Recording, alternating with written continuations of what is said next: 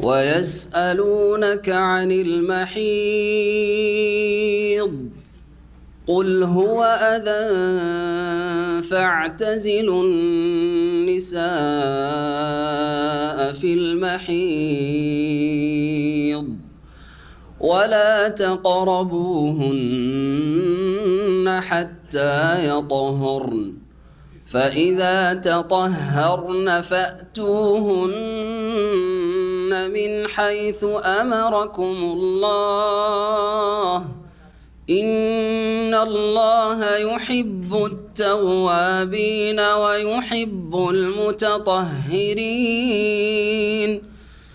نساؤكم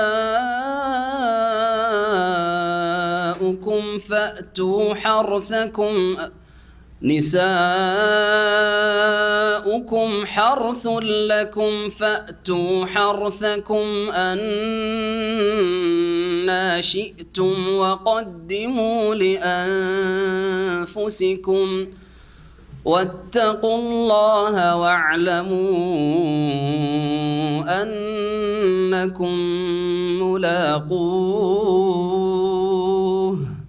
وبشر المؤمنين ولا تجعلوا الله عرضة لأيمانكم أن تبروا وتتقوا وتصلحوا بين الناس والله سميع عليم لا يؤاخذكم الله باللغو في أيمانكم ولكن يؤاخذكم بما كسبت قلوبكم والله غفور حليم للذين يؤلون من نسائهم تربص 4 أشهر فإن فاءوا فإن الله غفور رحيم وإن عزموا الطلاق فإن الله سميع عليم والمطلقات يتربصن بأنفسهن 3 قروء ولا يحل لهن أن يكتمن ما خلق الله في أرحامهن إن كن يؤمن بالله واليوم الآخر وبعولتهن أحق بردهن في ذلك إن أرادوا إصلاحا ولهن مثل الذي عليهن بالمعروف وللرجال عليهن درجة والله عزيز حكيم الطلاق 2 فإمساك بمعروف أو تسريح بإحسان ولا يحل لكم أن تأخذوا مما آتيتموهن شيئا إلا أن يخافا ألا يقيما حدود الله فإن خفتم ألا يقيما حدود الله فلا جناح عليهما فيما افتدت به تلك حدود الله فلا تعتدوها ومن يتعد حدود الله فأولئك هم الظالمون فإن طلقها فلا تحل له من بعد حتى تنكح زوجا غيره فإن طلقها فلا جناح عليهما أن يتراجعا إن ظنا أن يقيما حدود الله وتلك حدود الله يبينها لقوم يعلمون وإذا طلقتم النساء فبلغن أجلهن فأمسكوهن بمعروف أو سرحوهن بمعروف ولا تمسكوهن ضرارا لتعتدوا ومن يفعل ذلك فقد ظلم نفسه ولا تتخذوا آيات الله هزوا واذكروا نعمة الله عليكم وما أنزل عليكم من الكتاب والحكمة يعظكم به واتقوا الله واعلموا أن الله بكل شيء عليم وإذا طلقتم النساء فبلغن أجلهن فلا تعضلوهن أن ينكحن أزواجهن إذا تراضوا بينهم بالمعروف ذلك يوعظ به من كان منكم يؤمن بالله واليوم الآخر ذلكم أزكى لكم وأطهر والله يعلم وأنتم لا تعلمون. السلام عليكم ورحمة الله وبركاته. بسم الله الرحمن الرحيم الحمد لله رب العالمين والصلاة والسلام على سيد المرسلين نبينا محمد وعلى آله وصحبه أجمعين أما بعد فأعوذ بالله من الشيطان الرجيم ويسألونك عن المحيض قل هو أذى فاعتزلوا النساء في المحيض ولا تقربوهن حتى يطهرن فإذا تطهرن فأتوهن من حيث أمركم الله إن الله يحب التوابين ويحب المتطهرين نساؤكم حرث لكم فأتوا حرثكم أن شئتم وقدموا لأنفسكم واتقوا الله واعلموا أنكم ملاقوه وبشر المؤمنين. মহান আল্লাহর সমস্ত প্রশংসা যে আল্লাহ রাব্বুল আলামিন নর এবং নারীকে সৃষ্টি করেছেন এবং সৃষ্টিগত দিক থেকে বেশ কিছু পার্থক্য রেখেছেন নর এবং নারীর মাঝে। এর উপরে ভিত্তি করে বেশ কিছু বিধিবিধান রয়েছে যেগুলি নারী জাতির সাথে খাস, আর কিছু বিধান রয়েছে যেগুলি নর জাতির সাথে খাস। সালাত এবং সালাম নাযিল হয়ে মুহাম্মদুর রাসূলুল্লাহ সাল্লাল্লাহু আলাইহি সাল্লামের উপর, যিনি নারীদের যথাযথ মর্যাদা রব্বুল আলামিনের পক্ষ থেকে ওহীর মাধ্যমে যা পেয়েছেন তা নারীদেরকে প্রদান করেছেন। ইসলাম যেভাবে নারীদেরকে মর্যাদা দান করেছে, এই মর্যাদা মানবজাতির ইতিহাসে কোনো সভ্যতা আর কোনো আদর্শ, কোনো মতবাদেই দিতে পারে নাই। আমাদের তাফসীর ধারাবাহিক চলছে সূরাতুল বাকারার, এটি হচ্ছে 19তম পর্ব, শুরু হবে আয়াত নম্বর 222 থেকে। আজকের প্রথম বিষয়বস্তু হচ্ছে নারী জাতির মাসিক ঋতুর বিধান এবং সেই অবস্থায় স্বামী স্ত্রী সহবাস এর বিধান, এছাড়া যেসব জায়েজ না জায়েজ এসবগুলি বিষয়। রব্বুল আলামিন ইরশাদ করছেন ওয়াসআলুনাকা আনিল মাহিদ, হে নবী মুহাম্মদ সাল্লাল্লাহু আলাইহি সাল্লাম, লোকেরা তোমাকে জিজ্ঞেস করছে মাসিক ঋতু সম্পর্কে অথবা মাসিক ঋতুর অবস্থা সম্পর্কে। দুটোই অর্থ করা যেতে পারে। মাহিদ যদি আরবি গ্রামারে মাসদার বলা হয়, আরবিতে মাসদারের একটি প্রকরণ হচ্ছে মাসদার মিমি। মাহিজ মানে তাহলে হাইজ, হাইজ মানে হচ্ছে মাসিক, ঋতুস্রাব, যা প্রতি মাসে মহিলাদের বিশেষ সময় রহেম থেকে, জরায়ু থেকে নির্গত হয়।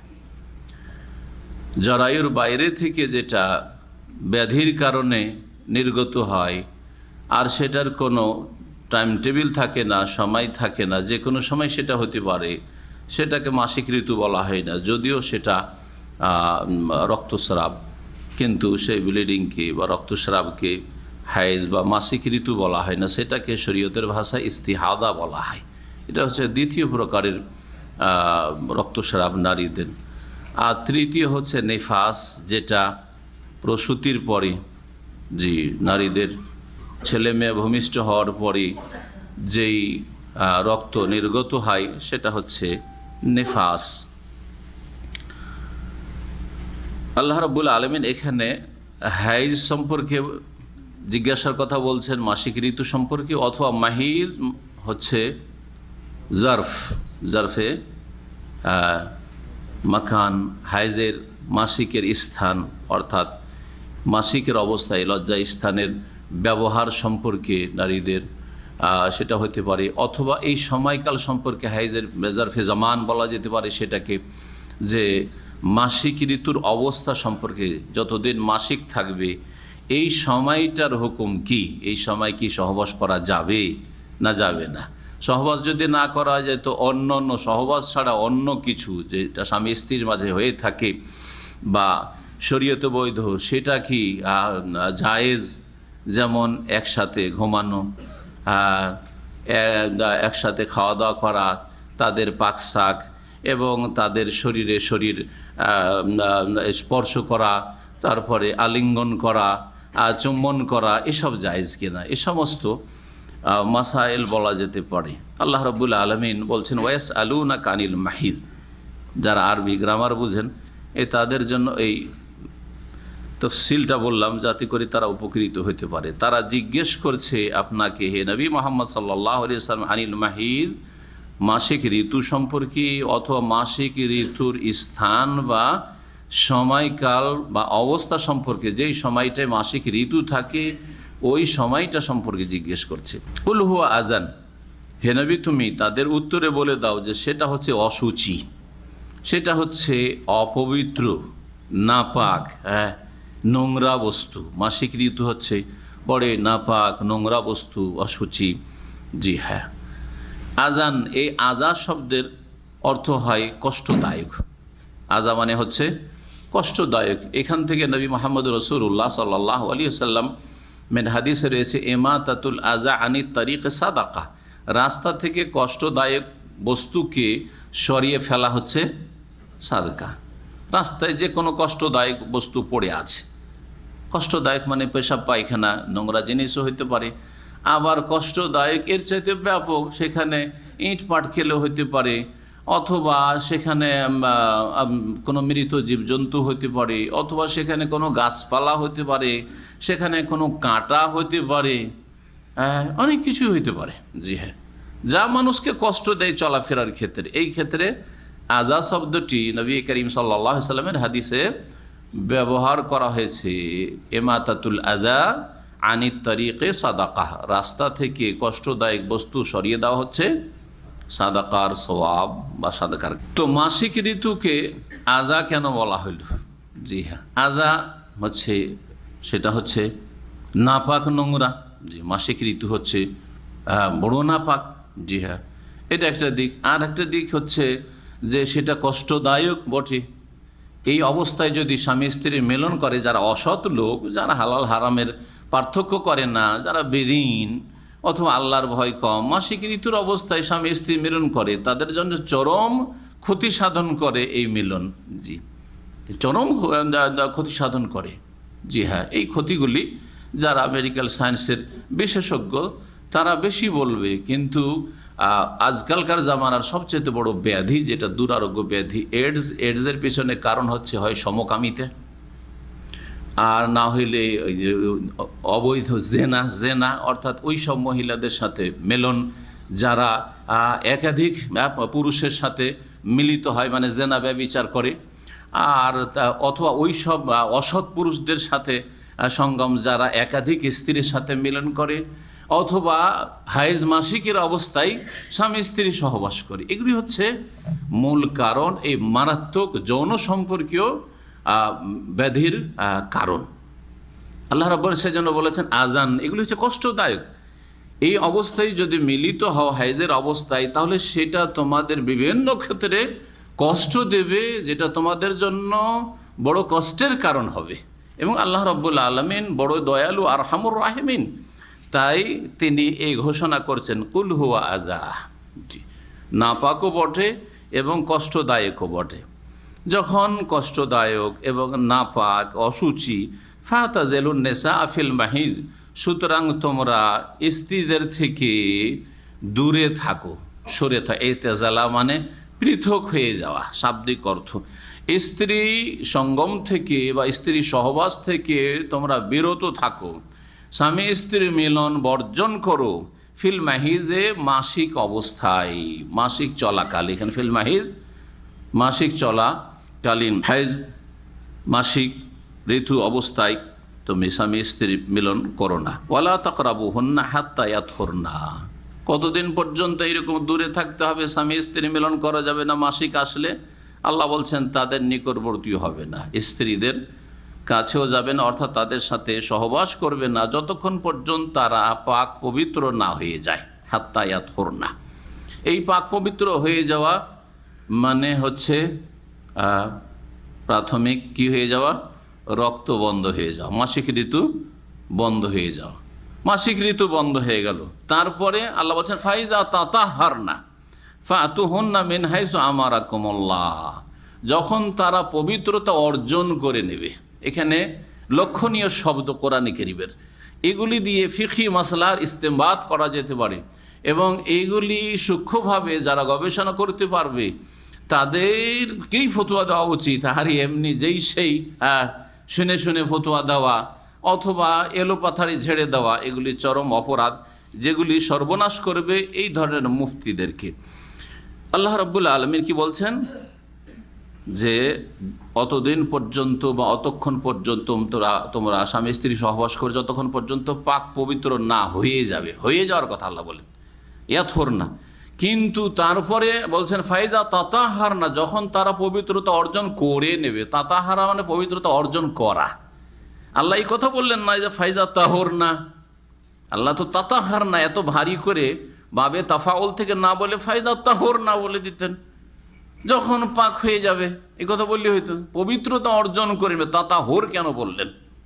দুটোতে অবশ্যই পার্থক্য আছে। যদি ফায়দা তাহর না বলতেন, মানে যখন মাসিক ঋতু বন্ধ হয়ে যাবে তখনই সহবাস করতে পারো, গোসল করুক আর নাই করুক। জি হ্যাঁ, মাসিক ঋতু বন্ধ হলে গোসল করা কি ফরজ। এই ফরজ গোসল করুক আর না করুক তার আগে মিলিত হইতে পারো, তাহর না যদি হইতো তাহলে। কিন্তু না, তা আল্লাহ বলেন কি বলছে, ফায়দা তাতাহার না, মাসিক ঋতু বন্ধ হইল, হাত্তা ইয়াতহুর না। ফায়দা তাতাহার না, যখন মাসিক ঋতু বন্ধ হওয়ার পরে পবিত্রতা অর্জন করে নেবে, অর্থাৎ গোসল করে নেবে। জি হ্যাঁ, ফাতুহুন্না মিন হাইসু আমারাকুমুল্লাহ, তখন তোমরা আগমন করো। মিন হাইসু আমারাকুমুল্লাহ, যেখানে আল্লাহ আসার নির্দেশ দিয়েছেন, যেই ক্ষেত্র ব্যবহারের আল্লাহ হুকুম দিয়েছেন। কোন ক্ষেত্র ব্যবহার করতে বলেছেন? হ্যাঁ, যোনি, হ্যাঁ, স্ত্রীদের লজ্জা স্থান যেটা যোনি বলা হয় সেটা। জি হ্যাঁ, কবল সামনের দিক, পায়ুপথ নয়, অথবা অন্য কোনো পথ নয়। আজকাল নোংরামির যুগে আর ইহুদি খ্রিস্টান আল্লাহর দুশ্মনদের অন্ধ অনুকরণের যুগে আর কাফেরদের মুসলিমদের গোলামির যুগে, যেমন আজকাল অনেকেই এইসব করেও থাকে আর এইসব ফতোয়া তলাশ করেও থাকে, আর এইটাকে জায়েজ মনে করে মুখ ব্যবহার করা ইত্যাদি। আউযুবিল্লাহ, যে কথাগুলি ভাষায় নিয়ে আসতে যেন খুব কষ্ট লাগছে। জি হ্যাঁ, আল্লাহ কি বলছেন, মিন হাইসু আমারাকুমুল্লাহ, যেইখানে আল্লাহ রাব্বুল আলামিন আগমনের কি করেছেন, হুকুম করেছেন, আদেশ করেছেন। কোথায় আদেশ করেছেন এটা আপনাকে বুঝতে হবে। জি হ্যাঁ, আরও আসছে এই বিষয়টি ক্লিয়ার হয়ে যখন নিসাউকুম হারসুল লাকুম আসবে তখন বলবো। তো আল্লাহ রাব্বুল আলামিন এই কথা বললেন, তাতাহহার না বললেন, তাহর না বললেন না। মাসলা ইখতিলাফ আছে। মাসিক বন্ধ হলো, এখনো গোসল করেনি, এই অবস্থায় সহবাস করতে পারবেন কি পারবেন না? কিছু কিছু ফুকাহারা এটাকে জায়েজ করেছে, যেমন জাহিরি মাযহাবে জায়েজ করেছে, আল্লামা আলবানীও এটাকে জায়েজ বলেছেন। কিন্তু অধিকাংশ ফুকাহায়ে কেরাম, আইম্মা আরবা, আবু হানিফা, শাফি, মালিক, আহমদ এবং অন্যান্য ফুকাহায়ে কেরাম, আহলে হাদিস, মুহাদ্দিসিন, তারা বলছেন যে গোসল যতক্ষণ না করেছে ততক্ষণ পবিত্র হয়নি। সুতরাং জি হ্যাঁ, সুতরাং যতক্ষণ গোসল না করে নেবে ততক্ষণ পর্যন্ত সহবাস জায়েজ নয়। জি হ্যাঁ, এটাই হচ্ছে আপনার ঈমানের ক্ষেত্রে, আপনার ইসলামের ক্ষেত্রে, আপনার দ্বীনের ক্ষেত্রে অধিক সতর্কতা। এই জন্য এই উক্তিটি প্রাধান্য দেওয়ার যোগ্য। এর উপরেই আমল করবেন যাতে করে আপনার সেফটি থাকে। দুনিয়ার সেফটি খুব বুঝেন যে আমি কিন্তু নিরাপদ স্থানে থাকবো সব সময়, যাতে করে আমার ক্ষয়ক্ষতির আশঙ্কা না থাকে। আর আখিরাতের ক্ষেত্রে আপনার ভয় নেই যে যদি ফেঁসে যান হারামে, যদি আল্লাহর কাছে জবাব দিতে হয়। এই খেয়ালগুলি যেন আমাদের থাকে। ইন্নাল্লাহা ইউহিব্বুত তাওয়াবিন ওয়া ইউহিব্বুল মুতাতাহহিরিন, নিশ্চয় আল্লাহ রাব্বুল আলামিন ক্ষমা প্রার্থনাকারী, তওবাকারী, আল্লাহর দিকে প্রত্যাবর্তনকারী। তওয়াব মানে আল্লাহর দিকে প্রত্যাবর্তনকারী, যে আল্লাহর দিকে অনুশোচনা ভরে লজ্জিত অনুতপ্ত হয়ে ফিরে আসে, তওবা করে, তাদেরকে ভালোবাসেন। যাদেরকে ভালোবাসেন তাদের গুনাহ খাতা আল্লাহ মাফ করবেন এবং তাদেরকে আল্লাহ রাব্বুল আলামিন তাদের অন্যায়ের ওপর পাকড়াও আর করবেন না যে তোমাদেরকে ক্ষমা করে দিলাম সুতরাং তাদেরকে জান্নাত দেবেন। আত-তাইবু মিনাজ যামবি কামান লা যামবা লাহু, গুনাহ থেকে কোনো মানুষ যদি তওবা করে নাই তো ওই ব্যক্তির মতো হয়ে যায় যে ব্যক্তি গুনাহ করেনি, তার সমান হয়ে যায়। ওয়া ইউহিব্বুল মুতাতাহহিরিন, এবং আল্লাহ রাব্বুল আলামিন পবিত্রতা অর্জনকারীদেরকেও ভালোবাসেন। যারা পবিত্রতা পছন্দ করে তাদেরকে আল্লাহ পছন্দ করেন, আল্লাহ ভালোবাসেন। পবিত্রতা হচ্ছে সবচেয়ে বড় পবিত্রতা হচ্ছে অন্তরের পবিত্রতা, শিরক থেকে, কুফরি থেকে। আর তারপরে অন্তরের যতগুলি পাপ হতে পারে, হিংসা, বিদ্বেষ, শত্রুতা, আর অন্তরে সংকীর্ণতা, অন্তরে কৃপণতা, অন্তরের মেলা রোগ আছে, এটা হচ্ছে সবচেয়ে বড় পবিত্রতা। এই জন্য কাফিরকে সবচেয়ে বড় নাপাক বলা হয়েছে, ইন্নামাল মুশরিকুনা নাজাস বলা হয়েছে, কারণ তাদের নাপাকিটা, অপবিত্রতা হচ্ছে সবচেয়ে বড় অপবিত্রতা। তো আল্লাহ রাব্বুল আলামিন যাদের অন্তর পবিত্র, অন্তরে তৌহিদ আছে, শিরক নেই, কুফরি নেই, সুন্নাহর মহব্বত আছে, বিদাতের মহব্বত নেই, বিদাতের পৃষ্ঠপোষকতা নেই।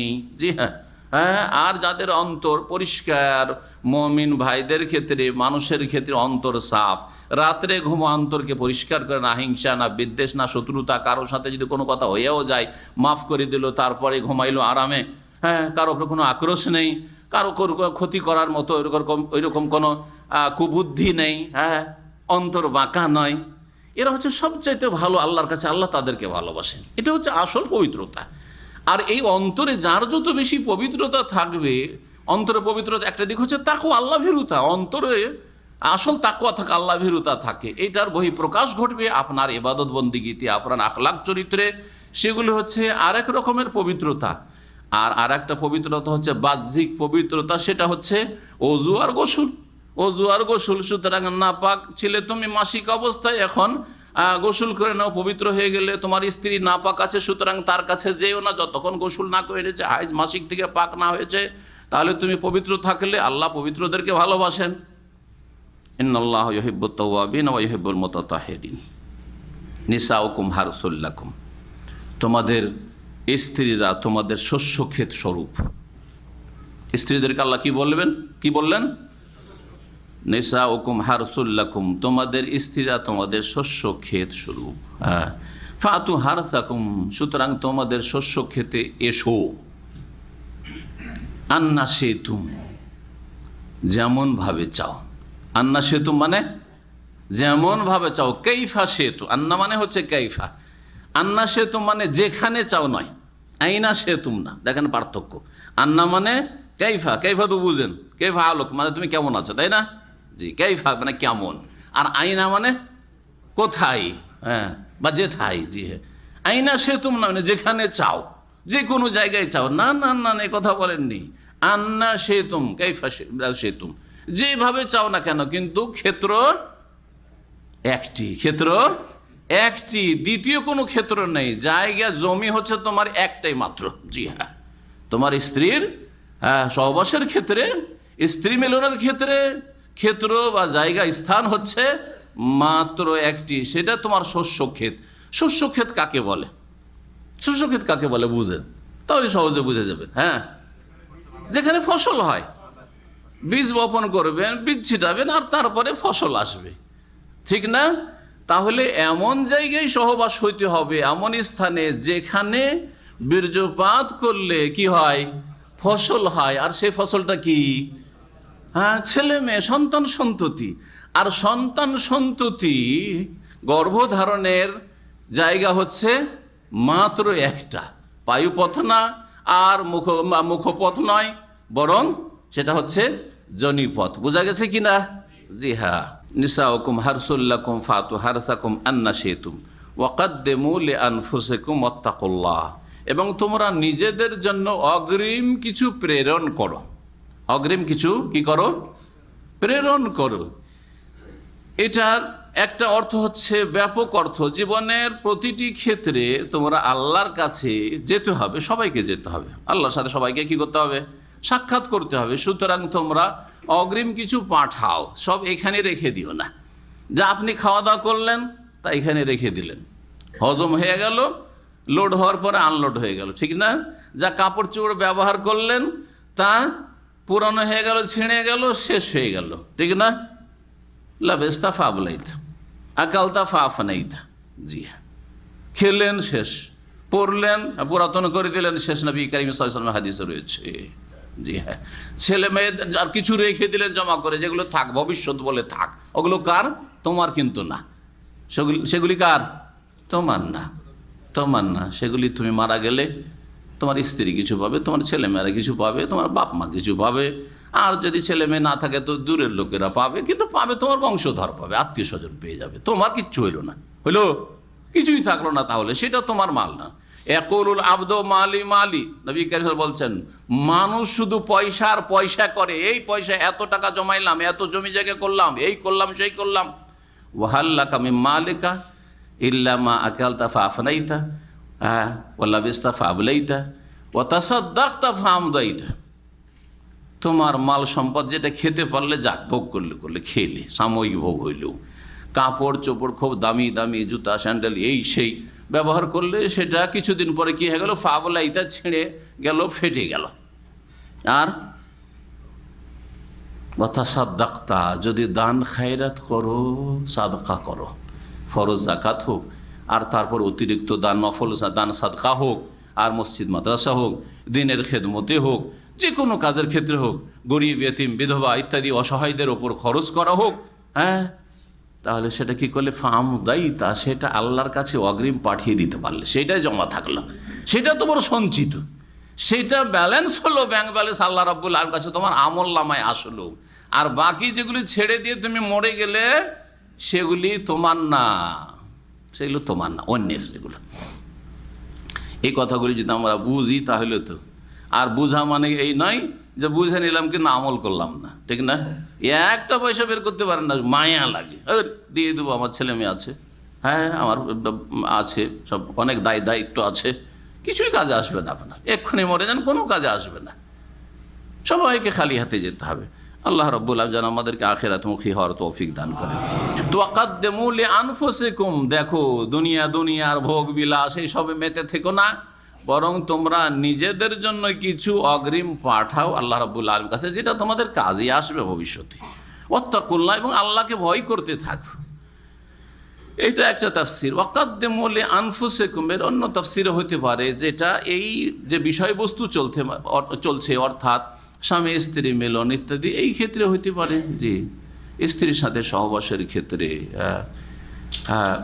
আপনি পশুর মতো চরিত্রের হবেন না, পশুর মতো চরিত্র হবে না। পশু বুঝছেন তাহলে? হ্যাঁ, পশু নর এবং নারী যে মিলিত হয়, হ্যাঁ, হঠাৎ করে হ্যাঁ ওদের মাঝে একটা প্রীতি, একটা ভালোবাসা, একটা আদর, একটা স্নেহ, আর তারপরে ভালোবাসা বিনিময় আর ইত্যাদি ইত্যাদি যে সব আছে কি না, কিছুই নেই, বাস যৌন চাহিদা পূরণ করা। তো তুমি একজন মানুষ, একজন মুসলিম, তুমি এই পাশবিক জীবনযাপন করি না। ওয়াকাদ্দিমু লিআনফুসিকুম, ওয়াকাদ্দিমু লিআনফুসিকুম। সুতরাং একজন স্বামী স্ত্রীর জন্য আকর্ষণীয় হবে, স্ত্রী স্বামীর কাছে আকর্ষণীয় হবে। সেটা কিসের মাধ্যমে? সাজসজ্জিত হওয়ার মাধ্যমে, সাজসজ্জিত হওয়ার মাধ্যমে। হ্যাঁ, যদি নোংরা, আপনার স্ত্রী নোংরা হয়ে আছে, একেবারে শরীর থেকে গন্ধ আর কাপড় চোপড় থেকে গন্ধ, তাহলে আপনার কি রুচি হবে? সহবাস করলে পশুর মতো সহবাস হবে।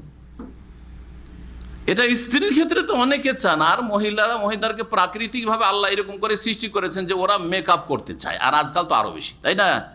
কিন্তু আপনাকেও একটু সাজগোজ করা উচিত। আপনার শরীর থেকে গন্ধ ছড়াচ্ছে, বগল থেকে গন্ধ ছড়াচ্ছে, বাইরে থেকে ঘেমে এসছেন, আর তারপরে আপনি সহবাস শুরু করলেন না, এটাও উচিত নয় আপনার জন্য। ওয়াকাদ্দিমু লিআনফুসিকুম। জি হ্যাঁ, ইবনে আব্বাস রাদিয়াল্লাহু তাআলা আনহুমা বলছেন যে আমি যেমন পছন্দ করি যে আমার স্ত্রী আমার জন্য সাজগোজ করুক, একটু সাজসজ্জিতা হোক, ঠিক তেমনি আমার স্ত্রীও পছন্দ করে, বা এটা আমি পছন্দ করি যে আমি স্ত্রীর জন্য যেন সাজি, স্ত্রীর জন্য আমিও যেন সাজি। এছাড়াও বলা যেতে পারে যে হঠাৎ করে সহবাস না শুরু করে সহবাসের পূর্বে যারা স্বামী স্ত্রীর মাঝে একটা বিনোদন, একটু গল্প, আর তারপরে মহব্বত, ভালোবাসা, প্রেম বিনিময়, আর তারপরে সহবাস করে, এইটা উভয়ের জন্য তৃপ্তিদায়ক। পক্ষান্তরে হঠাৎ করে শুরু করলে সেটা কারো জন্য সেটা প্রীতিকর হয় না, আর বিশেষ করে স্ত্রীদের মন ভরে না, অশান্তি থেকে যায়, জ্বালা থেকে যায়, যেটা অনেক যুবকরাই বুঝে না। জি হ্যাঁ, ওয়াকাদ্দিমু লিআনফুসিকুম ওয়াত্তাকুল্লাহ ওয়ালামু আন্নাকুম মুলাকু। আর জেনে রাখো যে নিশ্চয়ই তোমরা আল্লাহর সাথে সাক্ষাৎ করবে, আল্লাহর সাথে মিলিত হবে, আল্লাহর সামনে হাজির হবে। ওয়াবাশশিরিল মুমিনিন। আর মুমিনদেরকে, মুসলিমদেরকে সুসংবাদ দিয়ে দাও। মুমিন মুসলিম মানে জাতিতে যারা মুসলিম না, আকীদায়, ইবাদতে, আখলাকে যারা মুসলিম, হ্যাঁ, তাদের জন্য সুসংবাদ রয়েছে। ওয়াবাশশিরিল মুমিনিন। সুসংবাদ কিসের আল্লাহ বলেননি, সুসংবাদ দাও। কিন্তু কিসের সুসংবাদ? পার্থিব জীবনে সুখ শান্তির সুসংবাদ, না পারলৌকিক সুসংবাদ? কোন ক্ষেত্রে সুসংবাদ? শুধু জান্নাতের সুসংবাদ? না না না, জান্নাতের সুসংবাদ তো আছেই। ওয়াবশিরু বিল জান্নাতিল্লাতী কুনতুম তুআদুন, অন্য আয়াতে রয়েছে। কিন্তু যেখানে আল্লাহ শুধু সুসংবাদ দেওয়াও বলে ছেড়ে দিয়েছেন, ফাবাশশির ইবাদ, আল্লাহ বলছেন সূরা জুমারে, আমার বান্দাদেরকে সুসংবাদ দিয়ে দাও। সুসংবাদ কি বস্তুর তা বলা হয়নি। যখন বলা হয়নি তখন সেখানে অর্থের ব্যাপকতা রয়েছে। সার্বিক জীবনে মুমিন মুসলিমদের জন্য কি রয়েছে? সুসংবাদ রয়েছে। সুতরাং দুনিয়াতে সত্যিকার অর্থে মুমিন হয়ে যেতে পারলে তাদেরকে মান ইজ্জতের সুসংবাদ রয়েছে, বিজয়ের সুসংবাদ রয়েছে। ওয়া উখরা তুহিব্বুনাহা নাসরুম মিনাল্লাহি ওয়া ফাতহুন করিব ওয়া আনতুমুল আলাউনা ইন কুনতুম মুমিনিন। জি, নেতৃত্বের সুসংবাদ রয়েছে, ইত্যাদি ইত্যাদি। মানসিক শান্তির সুসংবাদ রয়েছে। শুধু পয়সাতে শান্তি হয় না। আবার এটা বলবে না যদি পয়সা বেশি হইলে, পয়সা বেশি হয়েও শান্তি পায় না, আর অল্প পয়সাতে অনেক সুখী পরিবার। জি হ্যাঁ, ওয়াবাশশিরিল মুমিনিন। দুনিয়া এবং আখিরাতের সার্বিক কল্যাণের সুসংবাদ দিয়ে দাও মুমিনদের। আল্লাহ রাব্বুল আলামিন তারপরে ইরশাদ করছেন, ওয়ালা তাজআলুল্লাহ উরদাতান লিআইমানিকুম আন তাবাররু ওয়া তাত্তাকু ওয়া তুসলিহু বাইনান নাস ওয়াল্লাহু সামিউন আলিম। এই আয়াতের তাফসীর শুরু করার আগে মাসিক ঋতু সম্পর্কে যে আয়াত নাজিল হয়েছে, দুটি আয়াতের তাফসীর করলাম। এর শানে নজুল সম্পর্কে যা বলা হয়েছে সহিহ মুসলিমে রয়েছে, মুসনাদে আহমদে রয়েছে, আনাস রাদিয়াল্লাহু তাআলা আনহু থেকে বর্ণিত, তা শোনাই। ইহুদিরা তাদের নারীদের মাসিক অবস্থায় কি আচরণ করত এ সম্পর্কে আনাস রাদিয়াল্লাহু তাআলা বলছেন, আন্নাল ইয়াহুদা কানু ইযা হাদাতিল মারআতু মিনহুম লাম ইউআকিলুহা ওয়া লাম ইউজামিউহা ফিল বুয়ুত। ইহুদিদের আচরণ এমন ছিল, তাদের ধর্ম হইতে পারে, কারণ ইহুদি ধর্মে তাওরাতের বিধানে কঠোরতা ছিল, বেশি কঠোরতা ছিল, তাফরীদ। পক্ষান্তর এর একেবারে বিপরীত ছিল ইনজিলের বিধানে। ঈসা আলাইহিস সালামের মাধ্যমে যেই দিন আল্লাহ নাযিল, তাতে ইফরাত মানে অনেক ছাড়, অনেক ছাড়, অনেক ছাড় ছিল। দ্বীনে ইসলাম এই দুই ইফরাত এবং তাফরিদ, হ্যাঁ, বেশি ছাড় আর খুব বেশি সংকীর্ণতা, এই দুইয়ের মাঝামাঝি দিন, যেই দিনুল ওয়াসাতিয়া, মধ্যম পন্থার দিন, এই উম্মত হচ্ছে উম্মাতে ওয়াসাত, শ্রেষ্ঠ উম্মত এবং মধ্যমপন্থী উম্মত। আর কোরআন কারীমের বিধানে রয়েছে মধ্যম পন্থা সার্বিক ক্ষেত্রে। তো ইহুদিরা করতো কি, তাদের স্ত্রীরা যদি ঋতুবতী হইতো তাহলে একসাথে খাওয়া দাওয়া করতো না, থালা প্লেট আলাদা, হাঁড়ি বাসন আলাদা, পাক শাক আলাদা, ওদের হাতের পাক শাকও খেত না, লাম ইউআকিলুহা, একসাথে বসেও খেত না এক দস্তরখানে।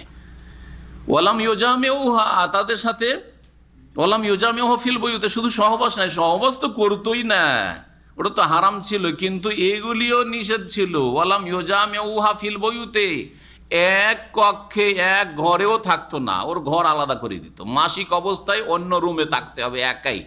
হ্যাঁ, কারণ তুই কি হয়ে গেছিস, ছুত হয়ে গেছিস। হিন্দুদের একটা ভাষা আছে ছুত, জি হ্যাঁ, জি, ছুতের ধর্ম। হ্যাঁ, একে অপবিত্র, সুতরাং তোর কাছে কাছানো যাবে না, তোকে রুমে আসতে দেওয়া যাবে না। এই ছিল ইহুদি মতবাদে। ফাসাল আসহাবুন নবী সাল্লাল্লাহু আলাইহি ওয়াসাল্লাম, নবী করিম সাল্লাল্লাহু আলাইহি ওয়াসাল্লাম সাহাবায়ে কেরামদের প্রতিবেশী মদিনায় আনসারীদের প্রতিবেশী ইহুদিরা বসবাস করতো, ইহুদিরা এই আচরণ করতো। সাহাবীরা জিজ্ঞাসা করলেন রাসূলুল্লাহ সাল্লাল্লাহু আলাইহি ওয়াসাল্লামকে, আমরা কি করতে পারি স্ত্রীদের সাথে মাসিক অবস্থায়? ফানাজাল্লাহু আযজা ওয়া জাল্লা, তখন এই আয়াত নাযিল করলেন, ওয়ায়াসআলুনাকা আনিল মাহিদ কুল হুয়া আযান ফাতাজিলুন নিসা ফিল মাহিদ ওয়ালা তাকরাবুহুন্না হাত্তা ইয়াতহুরনা ফাইযা তাতাহারনা ফাতুহুন্না মিন হাইসু আমারাকুমুল্লাহ, আল আয়াত। এই আয়াত শেষ হলো। ফাকালা রাসূলুল্লাহ সাল্লাল্লাহু আলাইহি ওয়াসাল্লাম এই আয়াত পড়ে শুনিয়ে দিলেন, আর তারপরে বলে ইসনাউ কুল্লা শাইইন ইল্লা নিকাহ, তোমরা স্ত্রীর সাথে সব কিছুই করতে পারবে একমাত্র সহবাস ছাড়া। ইল্লা নিকাহ, এখানে নিকাহ মানে সহবাস। নেকার দুটি অর্থ হয়, নেকার দুটি অর্থ হয়। অনেক শব্দ আছে আরবি ভাষায়, যেই শব্দের এক শব্দের একাধিক অর্থ রয়েছে, একাধিক অর্থ রয়েছে। নেকা মানে হচ্ছে সহবাস, জেমা, আর নেকা মানে হচ্ছে বিবাহ বন্ধন, আকদে নেকা, বিবাহের বন্ধন। জি হ্যাঁ, একজন যুবক যুবতীর যে বৈধ সম্পর্ক কায়েম করে দেওয়া, যেটাকে আকদে নেকা, এটাকে নেকা বলা হয়। আসল অর্থ কিন্তু সহবাস। এই নেকা, বিবাহ বন্ধনের উদ্দেশ্য হচ্ছে সহবাসকে বৈধ করা এই যুবক যুবতীর মাঝে। সেই জন্য এই নেকাকে, বিয়েকে নিকাহ বলা হয়েছে, একে জাওয়াজও বলা হয়। কিন্তু নেকার আসল অর্থ হচ্ছে যে সহবাস করা। নবী সাল্লাল্লাহু আলাইহি ওয়াসাল্লামের হাদিসে এই আসল শব্দটির অর্থে ব্যবহৃত হয়েছে। তোমরা সব কিছু স্ত্রীর সাথে করতে পারো, একমাত্র মাসিক অবস্থায় কি করতে পারবে না, ইল্লা নেকা মানে সহবাস করতে পারবে না। সহবাস ছাড়া সব কিছু, এক বিছানায় ঘুমাও, আলিঙ্গন করো, হ্যাঁ, লজ্জা স্থান ছাড়া শরীরের যে কোনো জায়গায় স্পর্শ করতে পারো, কোনো অসুবিধা নেই। ফাবালাগা যালিকাল ইয়াহুদ, ইহুদিদের কাছে এই খবর পৌঁছিল যে নবী করিম সাল্লাল্লাহু আলাইহি ওয়াসাল্লাম সব কিছুকে জায়েজ করেছেন সহবাস ছাড়া, মাসিক অবস্থায় সব কিছু জায়েজ বলে দিয়েছেন, একমাত্র সহবাস ছাড়া নবী করিম সাল্লাল্লাহু আলাইহি ওয়াসাল্লাম। তখন ইহুদিরা মন্তব্য করলো বেরূপ, মা ইউরিদু হাযার রাজুল আন ইয়াদা মিন আমরিনা শাইআন ইল্লা খালাফানা ফিহি, এই লোক যে মক্কা থেকে এসেছে, আমাদের দেশে এই রিফিউজিকে এই নজরই দেখা হয়, তাই না?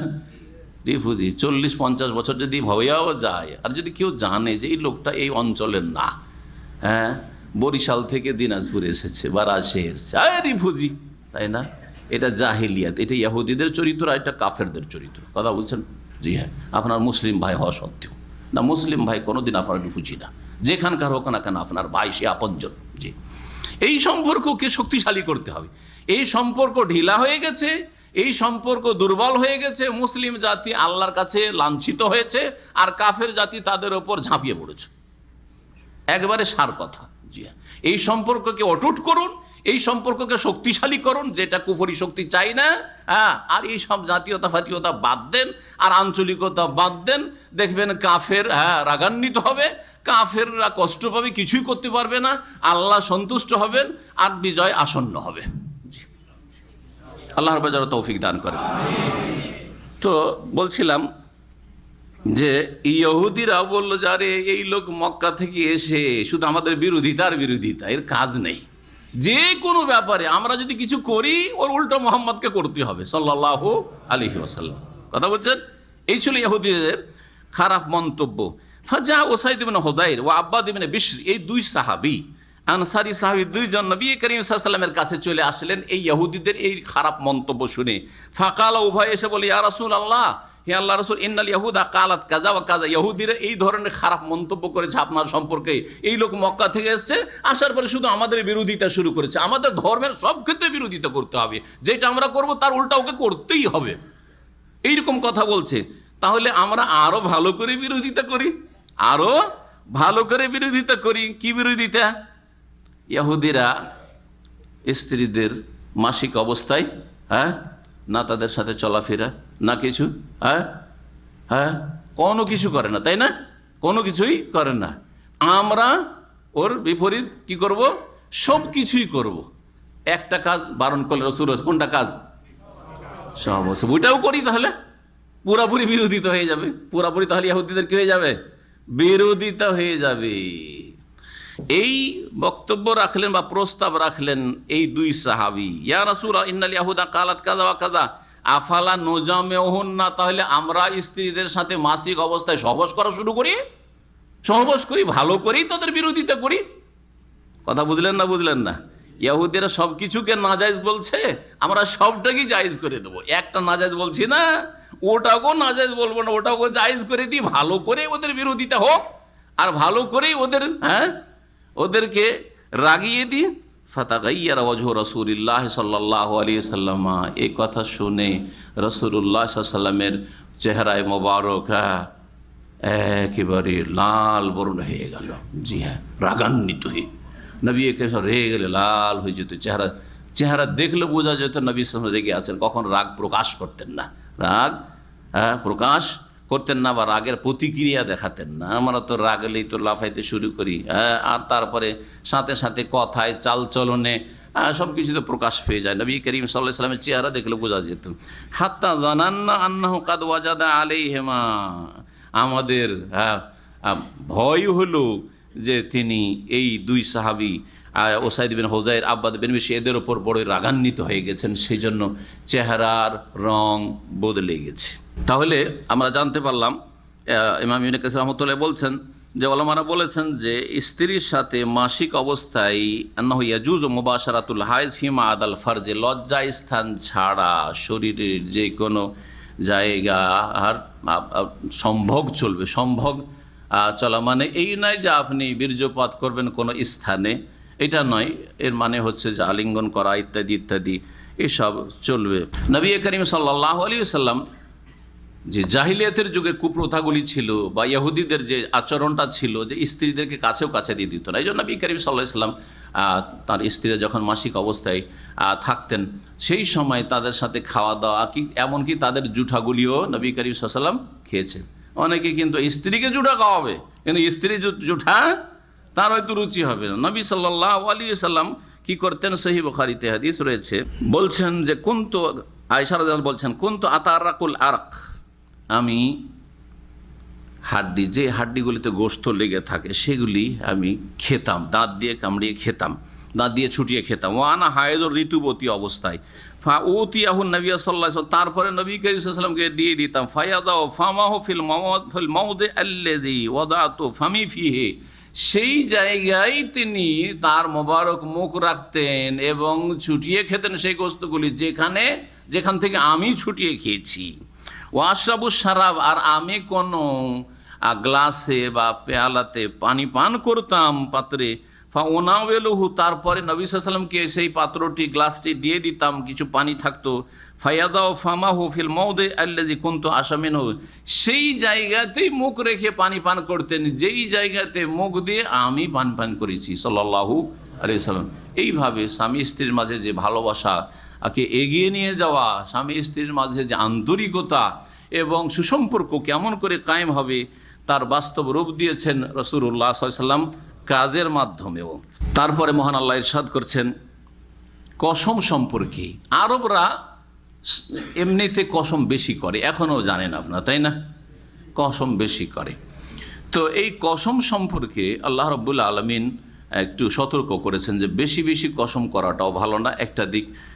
আর কসমের ক্ষেত্রে সামনে আসছে যে অনিচ্ছাকৃত কোনো কসম যদি শপথ হয়ে যায় তাহলে তার উপর আল্লাহ ধরবেন না, তিরস্কার করবেন না বা গুনাহ হবে না। তবে ইচ্ছা করে অন্তরে সংকল্পের সাথে কোনো কসম যদি হয় তাহলে তার উপরে ধরবেন। যদি মিথ্যা কসম হয় তাহলে কাবিরা গুনাহ। মিথ্যা কসম হলে আপনি জানছেন অতীতে একটা কিছু ঘটেছে একরকম, আর আপনি বলতে চাইছেন আর একরকম, আর উপরে মিথ্যা কসম করে নিচ্ছেন, তাহলে এটা হচ্ছে ইয়ামিনে গমুস বা মিথ্যা কসম, যেটা জাহান্নামে নিয়ে যাবে। নবী করিম সাল্লাল্লাহু আলাইহি সাল্লামের হাদিস রয়েছে, জেনে শুনে যদি কেউ মিথ্যা কসম করে। আর একটা কসম হচ্ছে অনিচ্ছাকৃত কসম করা, হঠাৎ করে মুখ দিয়ে বেরিয়ে যাওয়া, বা আপনি ধারণা করছিলেন হয়তো যে এটাই ঠিক কিন্তু আসলে ঠিক না, এরকম হয় না অনেক সময়। ধরেন একটা কোনো ঘটনার ক্ষেত্রে কেউ এসে বলছে আপনাকে, আরে ভাই জানেন আজকাল নাকি উমরাতে ট্যাক্স লাগছে, শুনছেন না? উমরাতে ট্যাক্স লাগছে। আপনি কসম করে বলে দিলেন হয়তো শুনে, হ্যাঁ হুজুকে আপনি ওই রকম, হ্যাঁ বলে দিলেন, কসম করে বলছি ঠিক কথা, ঠিক কথা ঠিক, কসম দিয়ে দিলেন, কসম একবারে কসম খেয়ে ফেললেন। আসলে দেখা গেল যে আসলে হয়নি, সব গুজব, বুঝছেন না? এটাও হচ্ছে অনিচ্ছাকৃত। আপনি ইচ্ছা করেই কসম খেয়েছেন, কিন্তু আপনার ধারণা যে কথাটা আসলে ঠিক। একটা উদাহরণ দিলাম, এইরকম যে কোনো ক্ষেত্রে হইতে পারে। তো একটা জিনিসকে ঠিক মনে করে কসম করলেন, আসলে ঠিক না। তো এইটা যেহেতু আপনি ইচ্ছা করে আপনি এই অপরাধটা করেনি, সেজন্য এইটাও লাগো বা ওয়াসার কসম, এর উপর আল্লাহ ধরবেন না।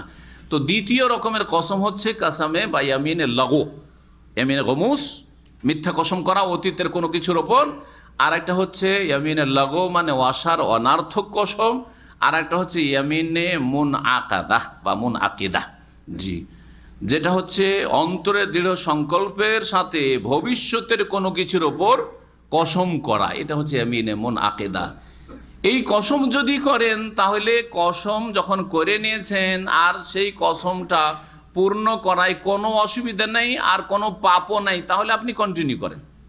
যেমন আপনি বলে দিয়েছেন যে আমি আল্লাহর কসম জীবনে পান খাবো না, ঠিক না? তো পান খেতে হবে নাকি? সুন্নাত না মুস্তাহাব? বরং না জায়েজের কাছাকাছি। আর জর্দা হইলে তো না জায়েজ। কথা বোঝা গেছে? অর্থের অপচয়। তো আপনি এর উপর কন্টিনিউ সারা জীবন আর পান খেলেন না, অসুবিধা আছে কিছু? অসুবিধা নেই কিছু, কাফারাও লাগবে না, কিচ্ছু লাগবে না। আপনি আল্লাহর কসম আমি জীবনেও এই সমুদ্র বীচ যাবো না, ফালতু জায়গায় যাওয়া জরুরি কোনো সওয়াবের কাজ। সুতরাং সারা জীবন সবাই যাচ্ছে, চলো চলো, আমি যাবো না ভাই, আমি কসম করে নিচ্ছি আমি যাবো না, অসুবিধা আছে, যাবো না, ঠিক না? কিন্তু একটা কোনো নেকির ক্ষেত্রে নেকির কাজ করবো না বলে যদি কসম করে নেন, আল্লাহর কসম এত খারাপ লোকের সাথে জীবনে কথা বলবো না, হ্যাঁ এই লোকটার অনেক উপকার করেছে, আমি জীবনেও ধার দেবো না, আল্লাহর কসম। আর পরে ধার দেব না কথাটা ভালো না ধার দেব কথাটা ভালো? দেব কথাটা ভালো। যদি উঠে যাওয়ার সম্ভাবনা থাকে যে না দিয়ে দিবে লোকটা, তাহলে মরে যাওয়ার সম্ভাবনা দিয়ে না আপনি। তো এইরকমই আল্লাহর কসম, একে অনেক খাওয়িয়েছি, আমার ছোট ভাইটাকে অনেক খরচ করেছি ওর পেছনে, একটা পয়সার খরচ করব না। তারপরে এমন করে ধরলো, মাও ধরলো, বাবা ধরলো, বা ওই ভাই ভুল স্বীকার করলো, ভাই আমাকে কোন রকম করে বিদেশ নিয়ে চলো, কিছু টাকা পয়সা দিয়ে উপকার করে একটা ব্যবসার ব্যবস্থা করো, দিয়ে দিলেন। তাকে দেওয়া ভালো না না দেওয়া ভালো? তাহলে এখানে কসম ভঙ্গ করা উচিত। সুতরাং কসমটা ভেঙে দেন আর আপনি নেকির কাজটা করেন। আর কসম যে ভাঙলেন সেজন্য কি করবেন? কাফারা দিয়ে দেন। বুঝা গেছে না? যদি গুনহার কাজের উপরে কসম করেন, আল্লাহর কসম আমি মাজারে যাব, যদি কেউ বলে দেয় মাজারে যাওয়া যাবে না, হারাম। অনেকে মনে করে মাজার আমি যদি শিরিক না করি অসুবিধা কি? হ্যাঁ অসুবিধা আছে। শিরিক না করলেও সেখানে ভিড় ভাড় করা বিদআত। আর সেখানে গিয়ে আপনি অন্যায়ের প্রতিবাদ করতে পারছেন না, অন্যায়ের প্রতিবাদ করা ফরজ। মান রাআ মিনকুম মুনকারান ফালিয়ুগাইয়িরহু, শিরক সবচেয়ে বড় অপরাধ। শিরক হচ্ছে সবচেয়ে বড় অপরাধ। ওখানে দেখছেন আপনি কেন, আমরাও যদি যাই সেখানে গিয়ে কিছুই বলার নেই, বললে হয়তো সেখান থেকে সহি সালামত ফেরা মুশকিল। যদি বলেন যে আপনারা শিরক করছেন, ঠিক না? তাহলে ওখানে যাবেন আর শিরক দেখতে থাকবেন আর শিরকের পাশ দিয়ে অতিক্রম করবেন, একটা কিছু বলতেও পারছেন না। আর বল প্রয়োগ কথা দূরের কথা, মুখের কথা মুখ খুলতেও পারছেন না। আর আপনি দেখতে যাবেন গুনাহতে শরীক না, আল্লাহর গজব নামছে সেখানে, কোনো আল্লাহর রহমত নাই সেখানে। যেখানে শিরক হচ্ছে সেখানে আল্লাহর সবচেয়ে বড় গজব নামছে। আপনি কেন যাবেন সেখানে? তারপরে বিদাতীদের সংখ্যা বাড়াচ্ছেন, আপনি শিরকারীদের সংখ্যা বাড়াচ্ছেন, তাদের সাপোর্ট করা হচ্ছে। সুতরাং অনেকে মনে করেন আমি তামাশা দেখতে যাচ্ছি, না, তামাশা দেখতে যাওয়া জনগণের জন্য জায়েজ নাই। কোনো আলেমে দিন, কোনো দায়ী আল্লাহ, যদি কোনো ইসলামের বক্তা যদি মনে করে যে আমি চোখে দেখে এসব মানুষকে সতর্ক করব, সেই জন্য একবার যাব, তার জন্য হয়তো জায়েজ হইতে পারে। হ্যাঁ, কারণ যদি কেউ জিজ্ঞাসা করে ফেলে আপনি যে বলছেন যে ওখানে সিজদা হয়, ওখানে তওয়াফ হয়, তো আপনি নিজে দেখেছেন? তো বলতে পারবো না না দেখলে, তাই না? সুতরাং একবার যাবে, মাঝে মাঝে যাবে না, একবার গেল দেখে নিয়েছে যথেষ্ট হয়ে গেছে। অথবা আশপাশ দিয়ে যাচ্ছিল, দেখে নিল যে কী তামাশা এরা করছে, শির কুফরি করছে, যথেষ্ট। জি হ্যাঁ, আপনি যদি বললে থাকেন যে আমি আল্লাহর কসম মাজারে যাব, বা মাজারে কি করবে, একটা চাদর চড়ানো জায়েজ? শিরক। এই শিরক বিদআত যখন করা হারাম, তখন আপনাকে কি করতে হবে? কসমটা কি করতে হবে? ভাঙা ফরজ, কসম ভঙ্গ করা ফরজ। যখন কসম ভঙ্গ করবেন তো কি করতে হবে? কাফারা দিতে হবে। যে কাফারার কথা কোথায় রয়েছে? সূরা মায়েদার আয়াত নম্বর 89। এখানে রয়েছে যে কসমের ব্যাপারে, সেটা হচ্ছে যে ভালো কাজ করব না বলে কসম করে নেওয়া। ভালো কাজ করব না বলে কসম করে নেওয়া আল্লাহ রাব্বুল আলামিন নিষেধ করছেন। আবু বকর সিদ্দিক রাদিয়াল্লাহু তাআলা আনহু একবার এরকম করেছেন। সূরা নূরে রয়েছে ওয়ালা ইয়াতালি উলুল ফজলি মিনকুম ওয়াস-সাহ, যারা সম্ভ্রান্ত ব্যক্তি, সম্মানিত ব্যক্তি, আর যারা সচ্ছল ব্যক্তি, যারা দান খায়রাত করে থাকে, যারা উদার অন্তর ওলা মানুষ, তারা যেন কসম না করে, আল্লাহ নিষেধ করেছেন ওই আয়াতে। ঠিক এইরকমই এই আয়াতটি, যে ভালো কাজ করব না বলে কসম করে নেওয়া, আর কসমটাকে একটা অজুহাত বানানো, যে আমি কসম করে নিয়েছি ভাই তোমাদের মসজিদ আমি দান করব না, তোমাদের মাদ্রাসায় দান করব না, তোমাদের সাথে আমি থাকবো না। আল্লাহ নিষেধ করছেন এটা। বলছেন ওয়ালা তাজআলুল্লাহ উরদাতান লিআইমানিকুম, তোমরা আল্লাহকে তোমাদের শপথ সমূহের লক্ষ্য বস্তুতে পরিণত করো না। উরদাতুন মানে লক্ষ্য বস্তু, লক্ষ্য বস্তু। তীরের যে নিশানা বানানো হয় ওটা হচ্ছে উরদা বলা হয়। তোমরা আল্লাহ রাব্বুল আলামিনকে মানে আল্লাহর নামকে তোমাদের কসমের জন্য লক্ষ্য বস্তুতে পরিণত করিও না। অর্থাৎ আল্লাহর নামের কসম করিও না, বেশি বেশি কসম করা, ভালো কাজ করব না বলে কসম করা। কোন ক্ষেত্রে? আনতাবারু, নেকির কাজ করার ক্ষেত্রে। নেকির কাজ আমি ভাই করব না, এইসব কাজে আমি নেই আপনাদের। ওয়াতাত্তাকু, আল্লাহ ভীরুতার ক্ষেত্রে, তাকওয়ার দিকে কেউ ডাকছে, বলছে না ভাই আমি কসম করে নিয়েছি তোমাদের এগুলোতে নেই, কসম করে নিয়েছি ভাই আমি ওই সব তোমাদের ওই ইসলামী সেন্টারে যাব না। শিরকের অবস্থা, বেদাতের, অনেকে বেদাতি আকীদা নিয়ে আসছেন দেশ থেকে, আর তারপরে কোনো সময় কসম করে ফেলেছেন, আরে ভাই কসম যে করা আছে আমার, যে আমি তো ওইখানে ইসলামী সেন্টারে যাব না। তো কি করবেন? অটল থাকবেন? আল্লাহ বলছেন যে এইরকম কসম তোমাদের লক্ষ্য উদ্দেশ্যে বা লক্ষ্য বস্তুতে পরিণত করিও না, বা এই কসমটাকে নেকির কাজ থেকে বিরত থাকার ক্ষেত্রে অজুহাত বানায়ও না। অতুসলিহু বাইনান নাস, এইরকমই মানব জাতির মাঝে, লোকজনের মাঝে মীমাংসা না করার জন্য কসমকে লক্ষ্য বস্তু বা আল্লাহর নামকে তোমাদের কসমের লক্ষ্য বস্তু বানায়ও না। যেমন অনেক সময় কারো উপর অসন্তুষ্ট হয়ে কোনো ক্ষেত্রে ধরেন আপনি তাদের মীমাংসা গিয়েছে, এটা অনেক সময় আমাদের হয়। আপনার রুমে আর দুজন আছে, দুইজনের মাঝে কোনো এক সময় ঝগড়া বিবাদ হয়েছে, মীমাংসার জন্য আপনি চেষ্টা করেছেন, দুইজনে আপনাকে মানেনি, অপমান করেছে, তখন রাগ করে আমরা কিন্তু বলে দিই আবেগী হয়ে, তোদের দরবারে নেই আমরা, ঠিক না? জীবনে আগামীতে কোনো দিন বলিস, তখন দেখবো তোদেরকে।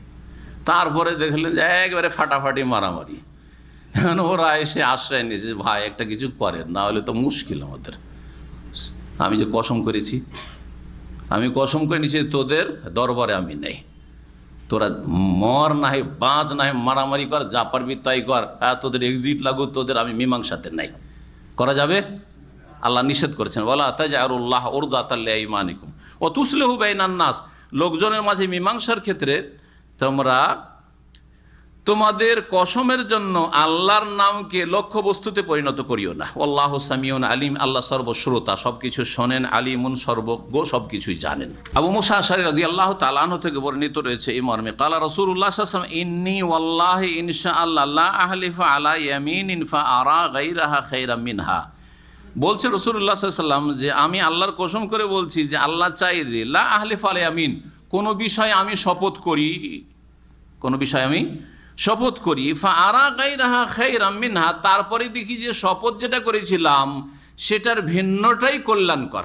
একটা কসম করে নিয়েছি, যেমন কোনো সময় বলেছি তোমাকে কিছু দেব না, তোমাকে কিছু দেব না, রাগ করে হয়তো বলে দিচ্ছে, তারপর দেখলাম না, একে দেওয়াটাই হবে, ভালো হবে। ইল্লা আতাইতুল্লাযী হুয়া খায়রুন, আমি সেই কাজটা করে ফেলি যেটা কল্যাণকর, মঙ্গলজনক। ওয়া তাহাল্লালতুহা, আর কসম থেকে আমি মুক্ত হয়ে যাই, মানে কসমের কাফারা দিয়ে দিই। এইরকম বেশ কিছু হাদিস রয়েছে।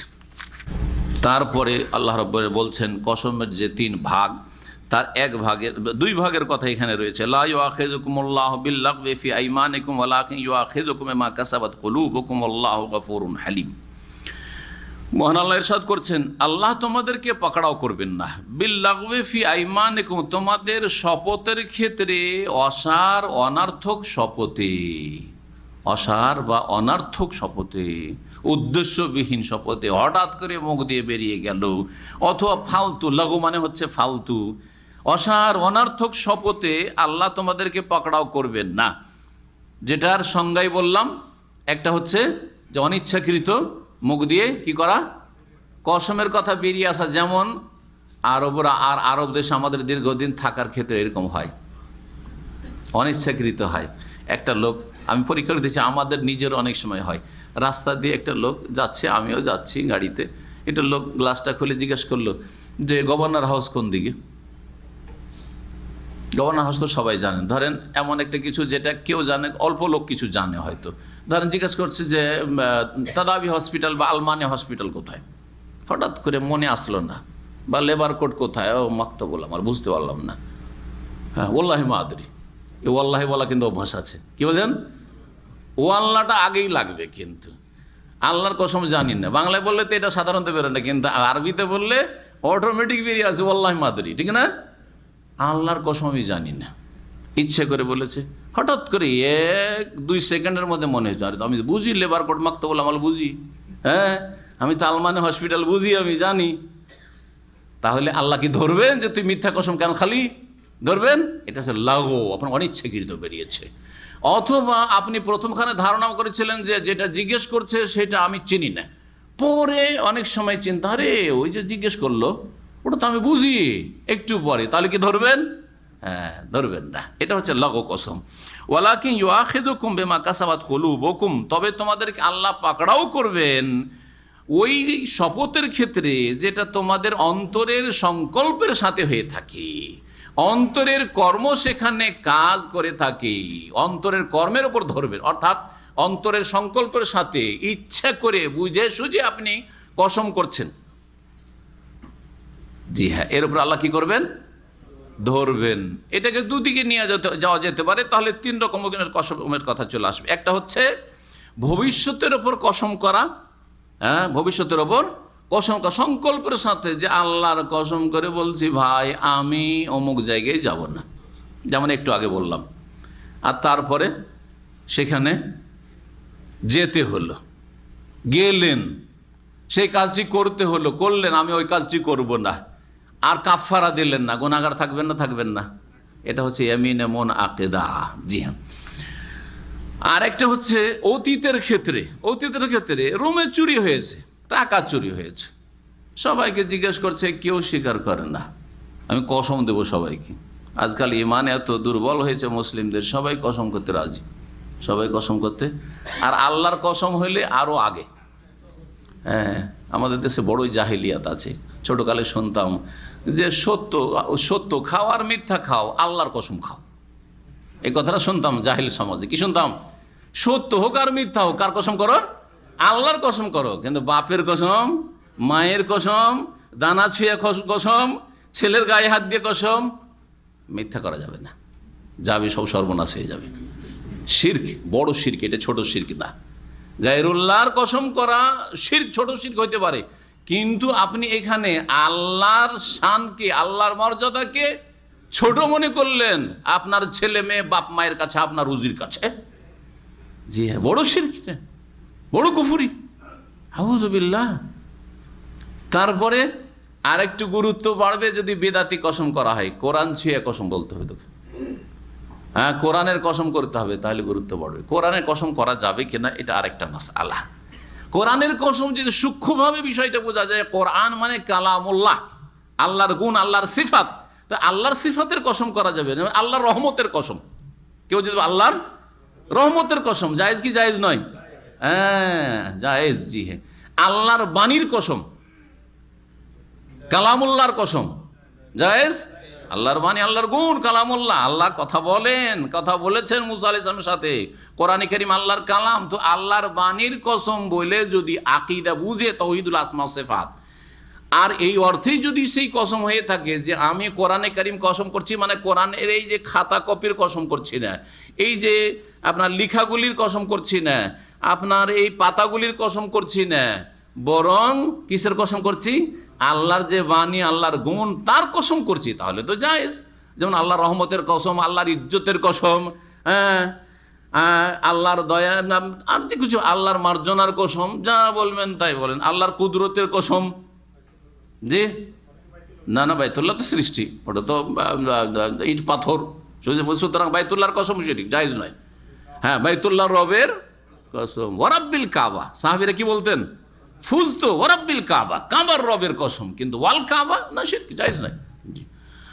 তো আল্লাহর গুণের কসম করা যাবে, যেমন আল্লাহর নামের কসম করা যাবে, ওয়াল্লাহি আল্লাহর কসম, রহমানের কসম, রহিমের কসম, গাফফারের কসম, জি হ্যাঁ, জাব্বারের কসম করা যাবে।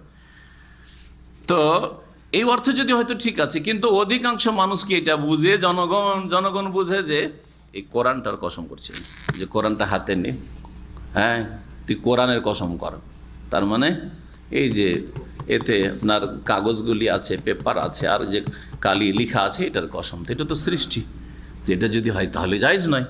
সুতরাং ওলামারা বলেছেন যে জায়েজ হইলেও সতর্কতামূলক এইরকম কসম থেকে বেঁচে থাকতে হবে, সতর্কতামূলক এইরকম কসম থেকে বেঁচে থাকতে হবে। আর আল্লাহর কসম অথবা আল্লাহর গুণের কসম করেন, এটা হওয়া উচিত। আর কোরআন হাতে ধরাবেন এইরকম কেনই বা করবেন? এতে ইহুদি খ্রিস্টানদের অনুকরণও রয়েছে। বাইবেল হাতে নিয়ে শপথ করায়, কেউ বেদ হাতে নিয়ে শপথ করায়, আর আপনার কোরআন হাতে নিয়ে শপথ করাচ্ছেন, তাদের তাকলিদ না, অন্ধ অনুকরণ না। সুতরাং সেটা থেকেও বেঁচে থাকা উচিত। তো কসম কত প্রকার বললাম?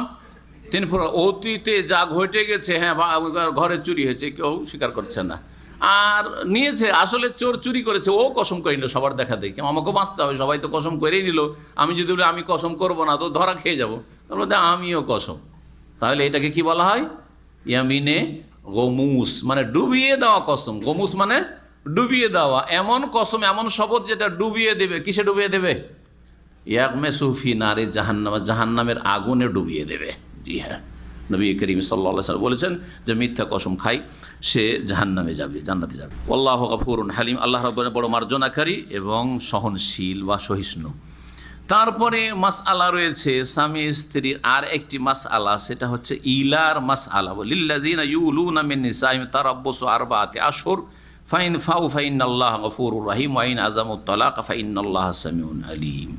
আল্লাহ বলছেন ওই সব লোকদের জন্য বলা হচ্ছে যারা তাদের স্ত্রীদের সাথে ইলার শপথ করে।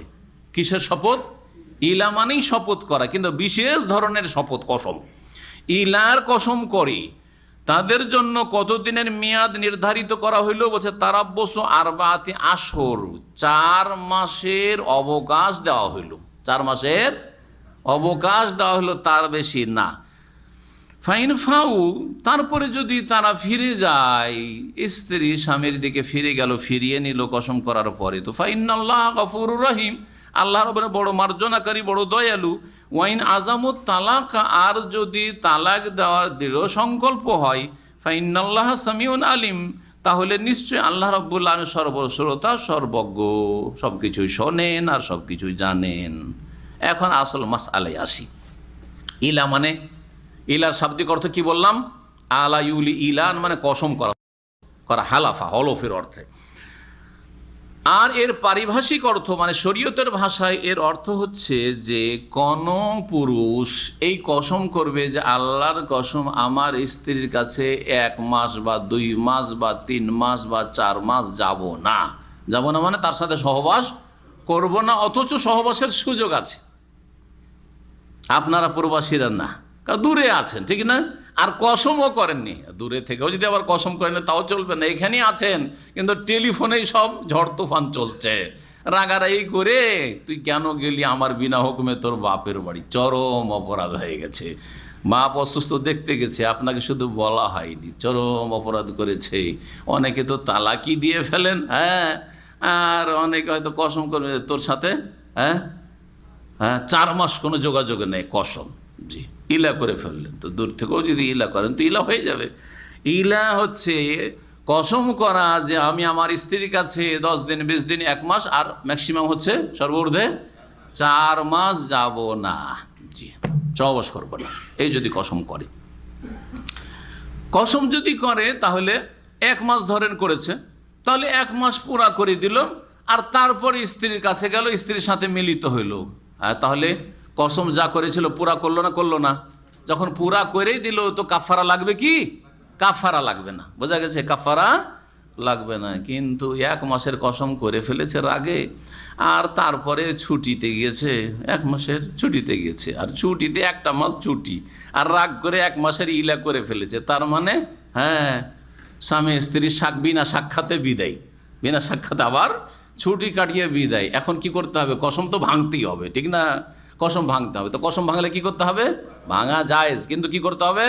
কাফারা দিতে হবে। আপনি বলেছেন যে আল্লাহ, আল্লাহর কসম, লা আকরাবু মিন যাওজাতি, আমার স্ত্রীর কাছে যাব না শাহরান, 1 মাস, আর আপনি থামতে পারলেন না, 3 দিনে আপনাকে যেতে হইলো, রাগ ঠান্ডা হয়ে গেল, ফিরে আসলেন, তাহলে কসমের কাফারা দিয়ে দেন আর সহবাস করেন, অসুবিধা না। আপনার স্ত্রী আছে, জি হ্যাঁ। সর্বঊর্ধ্বে কতদিন? 4 মাস। নবী করিম সাল্লাল্লাহু আলাইহি ওয়াসাল্লাম 1 মাস ইলা করেছিলেন, জানা আছে আপনাদের? 1 মাস সহিহ বুখারীতে আছে, সহিহ মুসলিমে, প্রত্যেকটি প্রায় হাদিসের কিতাবে রয়েছে।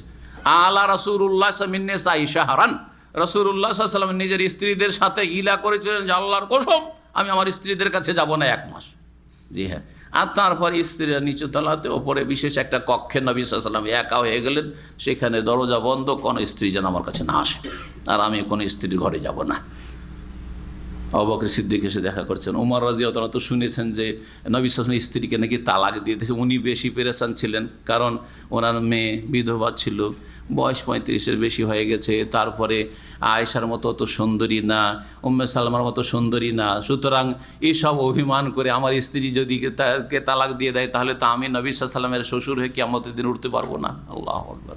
কত যে ভয় ছিল, আর কত যে মনের আকাঙ্ক্ষা ছিল যে নবী সাল্লাল্লাহু আলাইহি ওয়াসাল্লামের জামাই হইতে পারলাম না, তো কমপক্ষে শ্বশুরটা হইতে পারি। শ্বশুর হইতে পেয়ে যে কত আনন্দিত ছিলেন। আসার পরে মেয়ে গিয়ে খুব রাগারাগি মেয়ের ওপরে শুরু করলেন যে তোদের খারাপ আচরণের কারণে রাসূলুল্লাহ সাল্লাল্লাহু আলাইহি ওয়াসাল্লাম তালাক দিয়েছে। যখন জানতে পারেন যে আলহামদুলিল্লাহ নবী সাল্লাল্লাহু আলাইহি ওয়াসাল্লাম তালাক দেননি, তখন মনে শান্তি হইল, মনে শান্তি হইল। নবী করিম সাল্লাল্লাহু আলাইহি ওয়াসাল্লাম 1 মাসের ইলা করেছিলেন। যেদিন 29 দিন হইল সেদিন নেমে আসলেন, আর স্ত্রীদের সাথে তখন পালাক্রমে সাক্ষাৎ, এমনি দেখা সাক্ষাৎ করলেন, আর তখন পালা নির্ধারণ করলেন। এই ছিল নবী সাল্লাল্লাহু আলাইহি ওয়াসাল্লামের ইলা। আয়েশা রাদিয়াল্লাহু তাআলা আনহা বলছেন, ইয়া রাসূলুল্লাহ, আপনি না 1 মাসের ইলা করেছিলেন, তো এখন তো 1 মাস জুটেনি, 29 দিন হয়েছে। 1 মাস হয়নি, 29 দিন হয়েছে। জি হ্যাঁ, চিন্তা করছেন জি নারী জাতি কেমন, ওদের মন চাই, কিন্তু তারপরে এইরকম কথা। জি হ্যাঁ, তখন নবী কারীম সাল্লাল্লাহু আলাইহি ওয়াসাল্লাম কি বলেছিলেন যে আশ-শাহরু হাকাযা ওয়া হাকাযা ওয়া হাকাযা, জি মাস এইরকম আর এইরকম হয়, মানে 29ও হয় আবার 30ও হয়। তো এই মাসটা 29 গেছে, কথা বোঝা গেছে? জি জি, আল্লাহু আকবার। নবী সাল্লাল্লাহু আলাইহি ওয়াসাল্লাম এরকম ইলা করেছেন। সুতরাং কেউ যদি ইলা করে ভালো মানুষ, এটা কোনো দোষণীয় না, জায়েজ আছে পানিশমেন্টের জন্য। একটু চমকানোর জন্য, একটু সতর্ক করার জন্য, একটু সংশোধনের জন্য। উদ্দেশ্য হবে কি? উদ্দেশ্য হবে সংশোধন, ইসলাহ করা। উদ্দেশ্য কষ্ট দেওয়া না, আর জুলুম করা, অবিচার করা নয়। আপনার উদ্দেশ্যের উপর, নিয়তের উপর আপনার আমল নির্ভরশীল। ইন্নামাল আমালু বিন্নিয়াত। 4 মাস সর্বঊর্ধ্বে আপনি কসম করতে পারেন, 4 মাসের বেশি করা জায়েজ নয়। যখন 4 মাস পুরা হয়ে যাবে তারপরেও স্ত্রীর কাছে যাচ্ছে না, ওর রাগ ঠান্ডা হচ্ছে না, যদি এরকম হয়, তখন মুসলিম সরকার বা মুসলিম সরকারের আদালত বাধ্য করবে ওই স্বামীকে। এই কথা আল্লাহ কোরআনে কারিমে বলছেন এই আয়াতে। এখন বুঝুন কি করবে, যে হয় এইটা না হয় ওইটা। কোনটা? হয় ফিরিয়ে নাও, আর না হলে তালাক দাও। ও বলছে আমি ফিরিয়েও নিব না আর তালাকও দিব না, এরকম ঝুলিয়ে রাখবো, চলবে? না, চলবে না। আল্লাহ কি বলছেন শোনেন। এখন আসুন আয়াতে বলছেন যে ফাইন ফাউ 4 মাস ঊর্ধ্বে তারা বসো, আর বাতি আসর 4 মাসের অবকাশ দেওয়া হলো। ফাইন ফাউ, তারপরে যদি ফিরে আসে, 4 মাস হয়ে গেছে, স্ত্রীর কাছে ফিরে চলে আসলো, স্ত্রীর সাথে মিলিত হইলো, ফাইন আল্লাহ গফুরুর রহিম, ভুল ত্রুটি আল্লাহ মাফ করবেন, ঠিক করেছে। ওয়াইন আজামুত তালাক, আর যদি বলেন 4 মাস পরেও আমি আমার স্ত্রীকে চাই না, জি হ্যাঁ, কারণ ও সোজা হয়নি 4 মাসেও, তাহলে তালাকের সংকল্প করেছো, তালাক দাও, তালাক দিয়ে দাও। ফাইনাল্লাহ সামিউন আলিম, আল্লাহ সব কিছু শুনছেন এবং সব কিছুই জানছেন। দুটোর একটা করতে হবে। এই আয়াত দ্বারা ফিকহি একটি মাসআলা প্রমাণিত হয়, যে মাসআলায় ইখতিলাফ রয়েছে ফুকাহায়ে কেরামদের মাঝে। শাফেঈ, মালিকি আর হাম্বলি এবং আহলে হাদিস মুহাদ্দিসিন, তাদের মত হচ্ছে যে 4 মাস হওয়ার পরে সাথে সাথে তালাক হবে না অটোমেটিকলি, বরং তারপরে সেই স্বামী হয় স্ত্রীকে ফিরিয়ে নেবে, আর না হলে তালাক দিতে হবে, তাহলে তালাক হবে, তালাক দিতে হবে, তাহলে তালাক হবে। পক্ষান্তরে হানাফি মাযহাব বলছে যে যেমনই 4 মাস শেষ হবে তেমনই কি হয়ে যাবে, তালাক হয়ে যাবে, আর তালাক দেওয়াই লাগবে না। মুজাররাদে ইলা বলছে, মুজাররাদুল ইলা তালাকুন, ইলা যদি এই ইলার কসম করি আর 4 মাস পূর্ণ করে দেয়, তাহলে স্ত্রী কি হয়ে যাবে, বিচ্ছিন্ন হয়ে যাবে, তালাকে বায়েন হয়ে যাবে তাদের কাছে। কোরআনে কারীমের বাকভঙ্গিমা কি বলে এখন শুনেন। কোরআনে কারীম কি বলে, 4 মাস অবকাশ দেওয়া হলো, তারপরে ফাইন ফাউ, যদি ফিরে, তাহলে বোঝা গেল ফিরার অবকাশ আছে। আর যদি না ফিরে, তারপরে আয়াতে বলছেন 227 নম্বর, ওয়াইন আজামুত তালাক, আর যদি তালাকের জন্য সংকল্প করে, তাহলে বোঝা গেল তালাক দেওয়া লাগবে নিয়ত করে। বোঝা গেছে, বিনা নিয়তে তালাকের নিয়ত নেই, আর 4 মাস একদিন হয়ে গেছে, আর মুফতি সাহেব হানাফি এসে ফতোয়া দিল যে তোমার বিবি তালাক হয়ে গেছে, শেষ হয়ে গেছে, কারণ 4 মাস একদিন হয়ে গেছে, এটা চলবে না, আয়াতের খেলাফ। বোঝা গেছে কিনা? জি হ্যাঁ। তো আয়াতেই রদ রয়েছে, খণ্ডন রয়েছে এই ফতোয়ার। তারপরে চলুন, মহান আল্লাহ বলছেন ওয়াল মুতাল্লাকাতু ইয়াতারাব্বাসনা বিআনফুসিহিন্না সালাসাতা কুরু, আয়াত নম্বর 228। তালাক প্রাপ্তাদের বিধান, যেসব মহিলাদেরকে তালাক দেওয়া হয় তাদের বিধান এবং তাদের ইদ্যতের বিধান। বলছেন মহান আল্লাহ, তালাক প্রাপ্তা নারীরা ইয়াতারাব্বাসনা বিআনফুসিহিন্না, প্রতীক্ষা করবে, মানে ইদ্যত কাটাবে, সালাসাতা কুরু, 3 করু, 3 করু, 3 মাসিক অথবা 3 পবিত্রতা, 3 মাসিক অথবা 3 পবিত্রতা। করুন, কারণের বহুবচন। এই করুর অর্থ দুটি হয়ে থাকে, আরবিতে বা যে কোনো ভাষাতে, যে কোনো ভাষায়, তার মধ্যে আরবি ভাষাও, যে কোনো ভাষায় আমরা একটা কথা বলি প্রতিশব্দ। কি বলি? প্রতিশব্দ। কোনটাকে বলা হয়? শব্দ দুটা না শব্দ একটা? প্রতিশব্দ কোনটাকে বলা হয়? যেটার শব্দ 2টা আর অর্থ একটা, ঠিক না?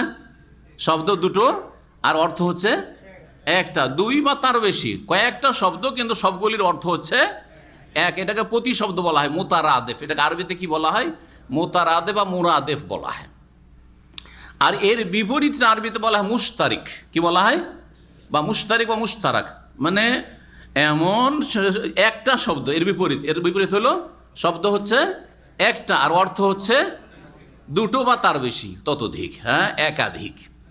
শব্দ এক আর অর্থ হচ্ছে একাধিক। তো করু শব্দটি হচ্ছে লফজে মুশতারিক, ওরা বলছে মুশতারাক, এমন শব্দ যেই শব্দের দুটি অর্থ রয়েছে। একটা হচ্ছে মাসিক হাইজ, করু মানে হচ্ছে হাইজ মাসিক, আর করু মানে হচ্ছে দুই মাসিকের মাঝখানে যে নারীদের পবিত্রতার পিরিয়ডটা রয়েছে সেটাকেও কি বলা হয়, করু বলা হয়।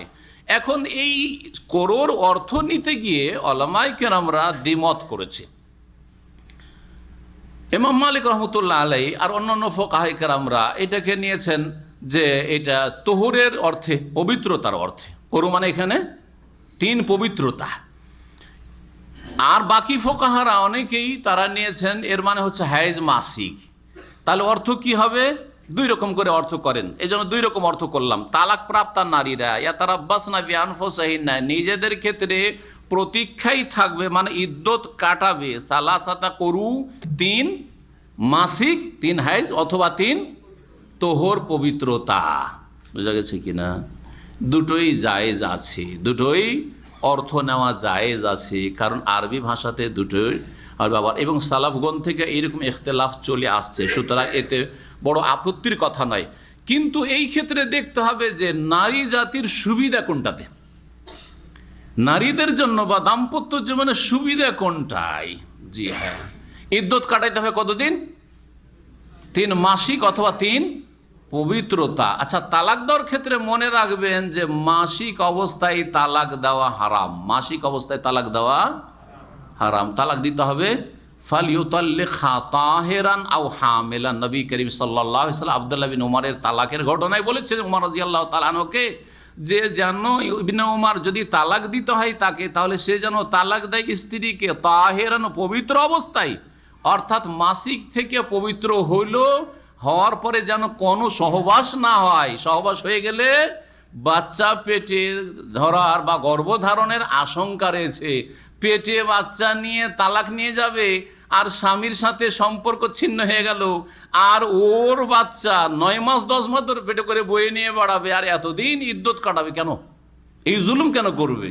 সুতরাং আল্লাহ রাব্বুল আলামিন আরহামুর রাহিম নারী জাতির রহম করেছেন যে এমন পবিত্রতায় তালাক দিতে হবে যেই পবিত্রতাতে মাসিক ঋতু থেকে পাক হওয়ার পরে কোনো সহবাস হয় নাই। ভালো করে বুঝেছেন না? সুন্নতি তালাক শুনে রাখেন, সুন্নতি তালাক। আর হারাম তালাক, বেদাতি তালাক হচ্ছে হাইজের অবস্থায়, মাসিক অবস্থায় তালাক দেওয়া। বেদাতি হারাম তালাক হচ্ছে একসাথে 3 তালাক দেওয়া। তাহলে সুন্নতি তালাক হচ্ছে পবিত্রতার অবস্থায়, এমন পবিত্রতায় মাসিক থেকে পবিত্র হয়ে যেন সহবাস না হয়, সহবাস না করে তালাক দেওয়া, এবং 1 তালাক দেওয়া। কত তালাক দেওয়া? 1 তালাক দেওয়া, 2, 3 নয়। আর সঠিক মতে 2, 3, 100 যদি একসাথে বলে তাহলে কোন বলতেই থাকে, তোকে 50 তালাক, 100 তালাক, 3 তালাক। সঠিক মতে 1টি তালাক হবে। আর এতেই হেকমত রয়েছে, যৌক্তিকতা রয়েছে, এবং এতেই কল্যাণ রয়েছে দাম্পত্য জীবনে, এতে নারী জাতির কল্যাণ রয়েছে, এতে স্বামীরও চিন্তার সুযোগ সুবিধা রয়েছে। একবারই 3টা গুলি ছেড়ে দিল আর হাঁ করে বসে আছে, রাগ ঠান্ডা হওয়ার পরে যাই কি করলাম, আমার ছেলে মেয়ে আছে কি করব, আর স্ত্রীও ভালো হয়ে গেছে, হাই রে কি করব। তখন হারাম রাস্তায় এই হালালা আর হিলার রাস্তা বের করেছে এই অসৎ লোকেরা। কথা বোঝা গেছে? জি হ্যাঁ, সুন্নতি তালাক আবার বলছি যে মাসিক থেকে পবিত্র হওয়ার পরে সহবাস না করেই 1 তালাক দেওয়া। বুঝছেন না? তালাক 3, এই 3 করু মানে 3 হাইজ মাসিক নেওয়া যেতে পারে, 3 তোহর নেওয়া যেতে পারে, কিন্তু কোনটাই মহিলার উপকার রয়েছে এটা দেখার বিষয়। যদি 3 মাসিক ধরেন তাহলে মাসিক থেকে পাক হলো, তারপরে একটা পবিত্রতা গেল, একটা পিরিয়ড গেল না, তারপরে মাসিক আসলো 1 মাসিক, তারপরে আর এক পবিত্রতা গেল, তারপরে আর এক মাসিক, তারপরে আর এক পবিত্রতা গেল, তারপরে আর এক মাসিক। 3 মাসিক পার করবে তাহলে ইদ্যত পার হবে। সময়টা ভালো করে মনে রাখেন। পক্ষান্তরে যদি করো মানে তোহর নেওয়া হয়, পবিত্রতা নেওয়া হয়, তাহলে মাসিক থেকে পাক হওয়ার পরেই তালাক দিয়েছে সহবাস না করে, এইটা একটা তাহারাত বললে গণ্য হয়ে গেল। ইদ্যতের একটা তাহারাত বলে গণ্য হয়ে গেল। তারপরে মাসিক আসলো, তারপরে আরেকটা তাহারাত চলে আসলো, দ্বিতীয় হয়ে গেল। তারপরে মাসিক আসলো একবার, আর তারপরে তাহারাত পবিত্র হতেই কি হয়ে গেল, 3 তোহর হয়ে গেল। সুতরাং ইদ্যত কি হয়ে গেল, শেষ হয়ে গেল। এতে ইদ্যতটা কি হবে, শর্ট সংক্ষেপ হবে। মুফাসসিরিনগণ এবং ফুকাহায়ে কেরামরা বলেছেন যে এতে নারী জাতির জন্য সুবিধা রয়েছে, কারণ ও বসে কেন থাকবে যে ইদ্যত পার হচ্ছে না, সুতরাং অন্য জায়গায় বিবাহ বসতে পারছে না, অথচ অন্য জায়গায় বিবাহ করার বয়স আছে, আর অনেকে তাকে বিবাহ করতে চায়, ভালো ভালো ছেলে ছুটে যাচ্ছে, ঠিক না? জি হ্যাঁ, এই জন্য এই অর্থটা নিলে ভালো। তবে যে কোনো একটা অর্থ নিয়ে ইদ্যত কাটালে চলবে, আল্লাহু আলাম। ওয়ালা ইয়াহিল্লু লাহুন্না আন ইয়াকতুমনা মা খালাকাল্লাহু ফি আরহামিহিন্না ইন কুননা ইউমিননা বিল্লাহি ওয়াল ইয়াউমিল আখির। আর নারী জাতির জন্য হালাল নয়, অর্থাৎ হারাম। কি হারাম? আন ইয়াকতুমনা, যে তারা গোপন রাখবে, লুকিয়ে রাখবে, মা খালাকাল্লাহু ফি আরহামিহিন্না, তাদের জরায়ুতে, গর্ভে যা কিছু আল্লাহ সৃষ্টি করেছেন, অর্থাৎ পেটে বাচ্চা ধরেছে অথবা ধরেনি, এটাকে যদি গোপন রাখে, এটা কার হাতে? পেটে বাচ্চা আল্লাহর হাতে তো আছে, কিন্তু কে জানছে? না, মহিলাই জানবে। মহিলা বুঝতে পারবে যে আমার পেটে বাচ্চা ধরেছে না ধরেনি। তো বাচ্চা ধরলে এক হুকুম হয়ে যাবে ইদ্যতের ক্ষেত্রে, আর বাচ্চা যদি না ধরে থাকে তাহলে আর এক হুকুম হয়ে যাবে, ঠিক কিনা? পেটে যদি বাচ্চা থাকে, ওই অবস্থায় তালাক দেয়, ওই অবস্থায় তালাক দেওয়া জায়েজ। পেটে বাচ্চা থাকা অবস্থায় তালাক দেওয়া জায়েজ, কারণ নবী কারীম সাল্লাল্লাহু আলাইহি ওয়াসাল্লাম হাদিসে ফালিউতাল্লিকা তাহিরান আও হামিলান, হয় পবিত্র অবস্থায় তালাক দাও, আর না হলে পেটে গর্ভধারণ করে আছে হামিল অবস্থায় তালাক দাও। তাহলে হামাল অবস্থায় যদি তালাক দেওয়া হয়, আর মহিলা প্রকাশ পায়নি, আর মহিলা দেখছে যে যদি আমি এখন বলে দিই যে আমার পজিটিভ হয়ে গেছে আর পেটে বাচ্চা ধরে গেছে, তাহলে অনেক সময় লেগে যাবে ইদ্যত পার করতে। অনেক সময়, কতদিন লাগবে? কতদিন লাগবে বলেন? ওয়া উলাতুল আহমালি আজালুহুন্না আন ইয়াদানা হামলাহুন্না, সূরা তালাক। সূরা তালাক আল্লাহ বলছেন যে গর্ভধারণকারিণীদের ইদ্যত হচ্ছে আজালুহুন্না, তাদের ইদ্যত হচ্ছে আন ইয়াদানা হামলাহুন্না, যে তারা কি করবে, গর্ভ প্রসাব করবে। যতদিন বাচ্চা ভূমিষ্ঠ না হবে ততদিন তাকে ইদ্যত কাটিতে হবে। তাহলে বেচারি মহিলা 9 মাস ধরে কি ইদ্যতে থাকতে হচ্ছে। তখন ও করলো কি, বলে যে না পেটে বাচ্চা ধরেনি। তারপরে বলে দিল যে আমার কি হয়েছে, 3টা মাসিক হয়ে গেছে বা 3 তাহারাত হয়ে গেছে, দিয়ে অন্য জায়গায় বিবাহ বসে গেল। যদি এরকম করে দেয়, আর প্রথম দিকই ছিল গর্ভধারণটা, প্রথম দিকে বিশেষ বড় 4-5 মাস হয়ে যাওয়ার পরে হয়তো তো হয়তো স্পষ্ট হয়ে যাবে, ধরা খেয়ে যাবে, কিন্তু প্রথম দিকে হয়তো 1-2 মাসের মধ্যে এরকম অবস্থায় ছিল। এই অবস্থায় যদি অন্য জায়গায় গিয়ে, ধরেন 3 মাসের পেটে বাচ্চা আছে, আর অন্য স্বামীর ঘরে চলে গেল, বিবাহ হয়ে গেল।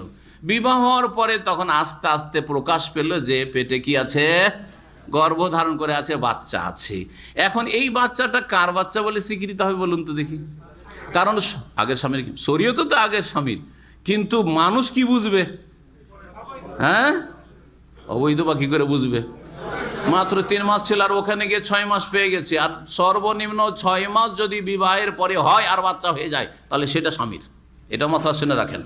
সর্বনিম্ন হামলের মুদ্দাত, মানে গর্ভধারণের সময়সীমা হচ্ছে কত? 6 মাস। আপনি বিয়ে করলেন, আর বিয়ে করার পরে 6 মাস হয়েছে আর বাচ্চা হয়ে গেল, আপনার অস্বীকার করার অধিকার নেই যে এটা আমার বাচ্চা নয়। বোঝা গেছে কি না? আপনার স্ত্রী যদি বলে যে এটা আমার স্বামীর, আমি কোথাও অবৈধ কাজে লিপ্ত হইনি, তাহলে সেটা কার? আপনার বলে বিবেচিত হবে। বোঝা গেছে কি না? এখন এই মহিলা যদি লুকিয়ে রেখে দেয়, আল্লাহ লুকিয়ে রাখা কেন হারাম করলেন? আসলে বাচ্চা গর্ভধারণ করেছে আগের স্বামী থেকে, কিন্তু লুকিয়ে নিয়ে এসে বিবাহ বসে গেছে। আর বিবাহ বসার পরে তারপরে বাচ্চা যখন 8-9 মাস পর হইল, বিয়ের 6 মাস পরে ধরেন হইল, বিয়ের 6 মাস 6.5 মাস পরে যখন হইল, তখন লোকেরা বা ওই মহিলা সবাই জানলো যে এটা কার সন্তান? এই নতুন স্বামীর সন্তান। এক বংশের ছেলেকে আর এক বংশে ঢুকিয়ে দিল, কত বড় অপরাধ করলো! বংশ পরিচয় একবারে কোথা থেকে কোথায় পৌঁছে দিল, যেটা কাবিরা গুনাহ, লানতের কাজ। এর ওপর অপরাধের অপরাধ হতে চললো যে এই ছেলেটা উত্তরাধিকারী হবে ধন সম্পদের কার? শরীয়তে। শরীয়তে আগের, যেহেতু আগের স্বামীর, সুতরাং আগের বংশ থেকে ধন সম্পদের ভাগ পাবে। এর ভাগ বসিয়ে দিল কোথায়?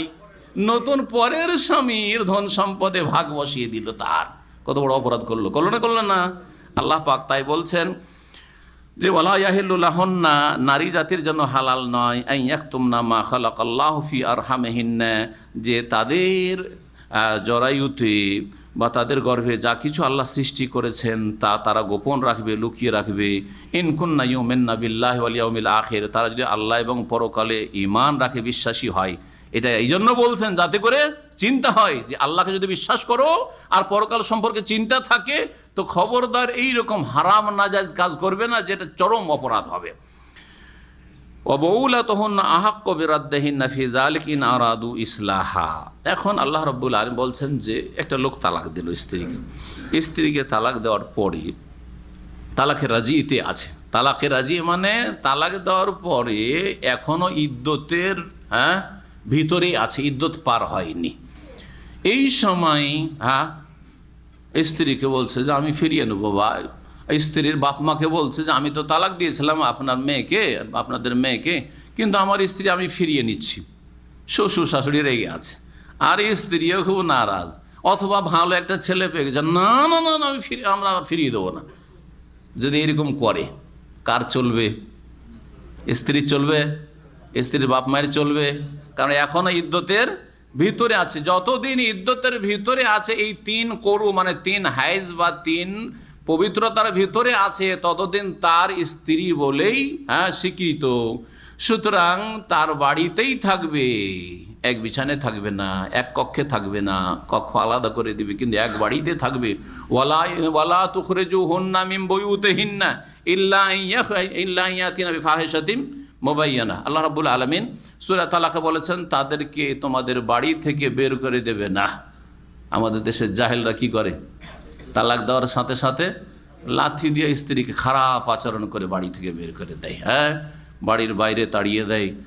আর তাড়িয়ে নাও দিল, তালাক দিয়েছে, কাঁদতে কাঁদতে বাপের বাড়ি হাঁটলো, করে না?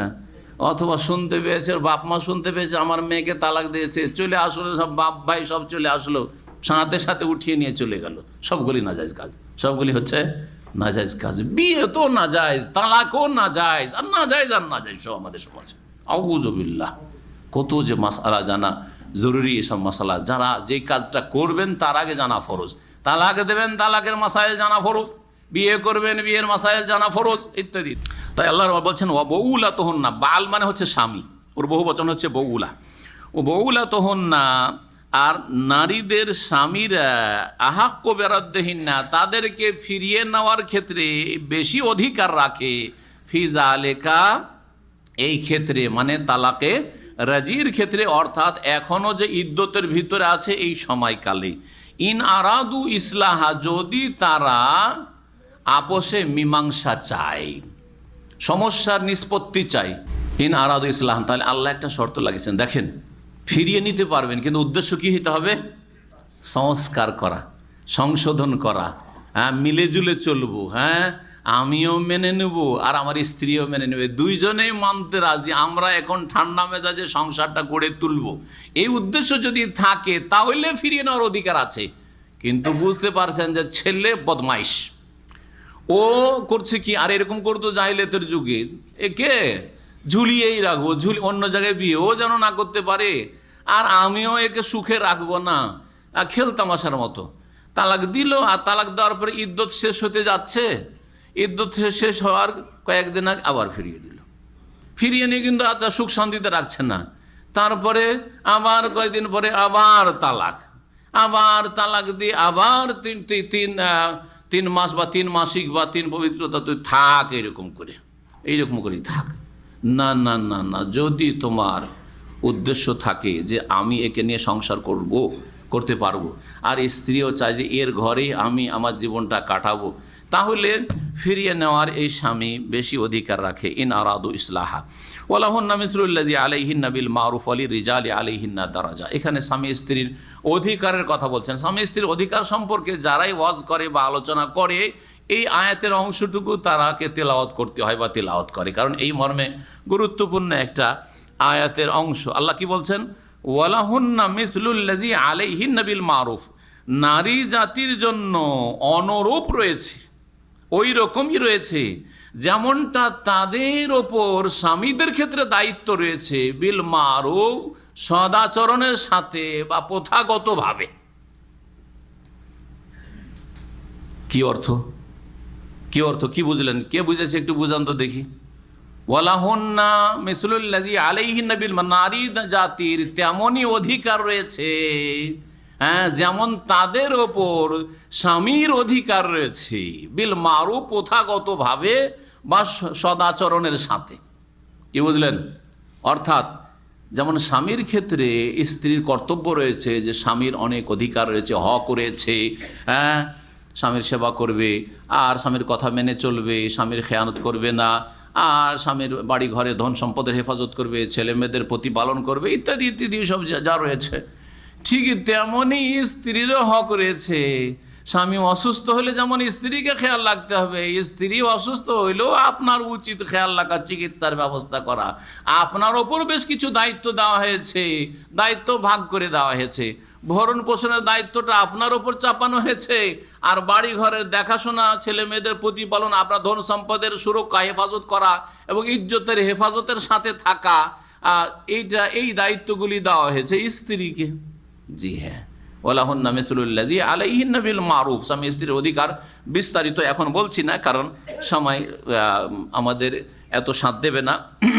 তবে এর উপরে আলোচনা আমাদের পৃথক পৃথক আছে। স্বামী স্ত্রীর অধিকার বলেও আছে, শুধু নারীদের অধিকারও আছে, আর স্বামীর হক স্ত্রীর ওপর, এসব আলোচনাগুলি আছে। আর অন্যান্য শায়েখদেরও আছে, সেগুলি শুনে বা পড়েও আপনারা উপকৃত হতে পারবেন। তবে হকের দিক থেকে সমান। একটা কথা কি জানলাম আমরা? অধিকারের দিক থেকে স্বামীর অধিকার স্ত্রীর ওপর রয়েছে, স্ত্রীর অধিকার স্বামীর ওপর রয়েছে। যদিও কাজগুলি ভিন্ন ভিন্ন রয়েছে, কিন্তু অধিকার একের অপর ওপর অধিকার, হক রয়েছে। দুজনই সমান কি তাহলে? আল্লাহ বলছেন না, দুজনে সমান না। ওয়ালি রিজালি আলাইহিন্না দারাজা, তবে পুরুষদের নারীদের ওপর বিশেষ মর্যাদা রয়েছে, বিশেষ মর্যাদা রয়েছে বা কিছু মর্যাদা রয়েছে। বিশেষ মর্যাদা বা কিছু মর্যাদা এই জন্য বললাম যে দারাজা, আল্লাহ বলছে দারাজা, জি একটা নাকেরা বলেছেন। বিশেষ মর্যাদার জন্য বললাম যে সীমাহীন মর্যাদা নেই।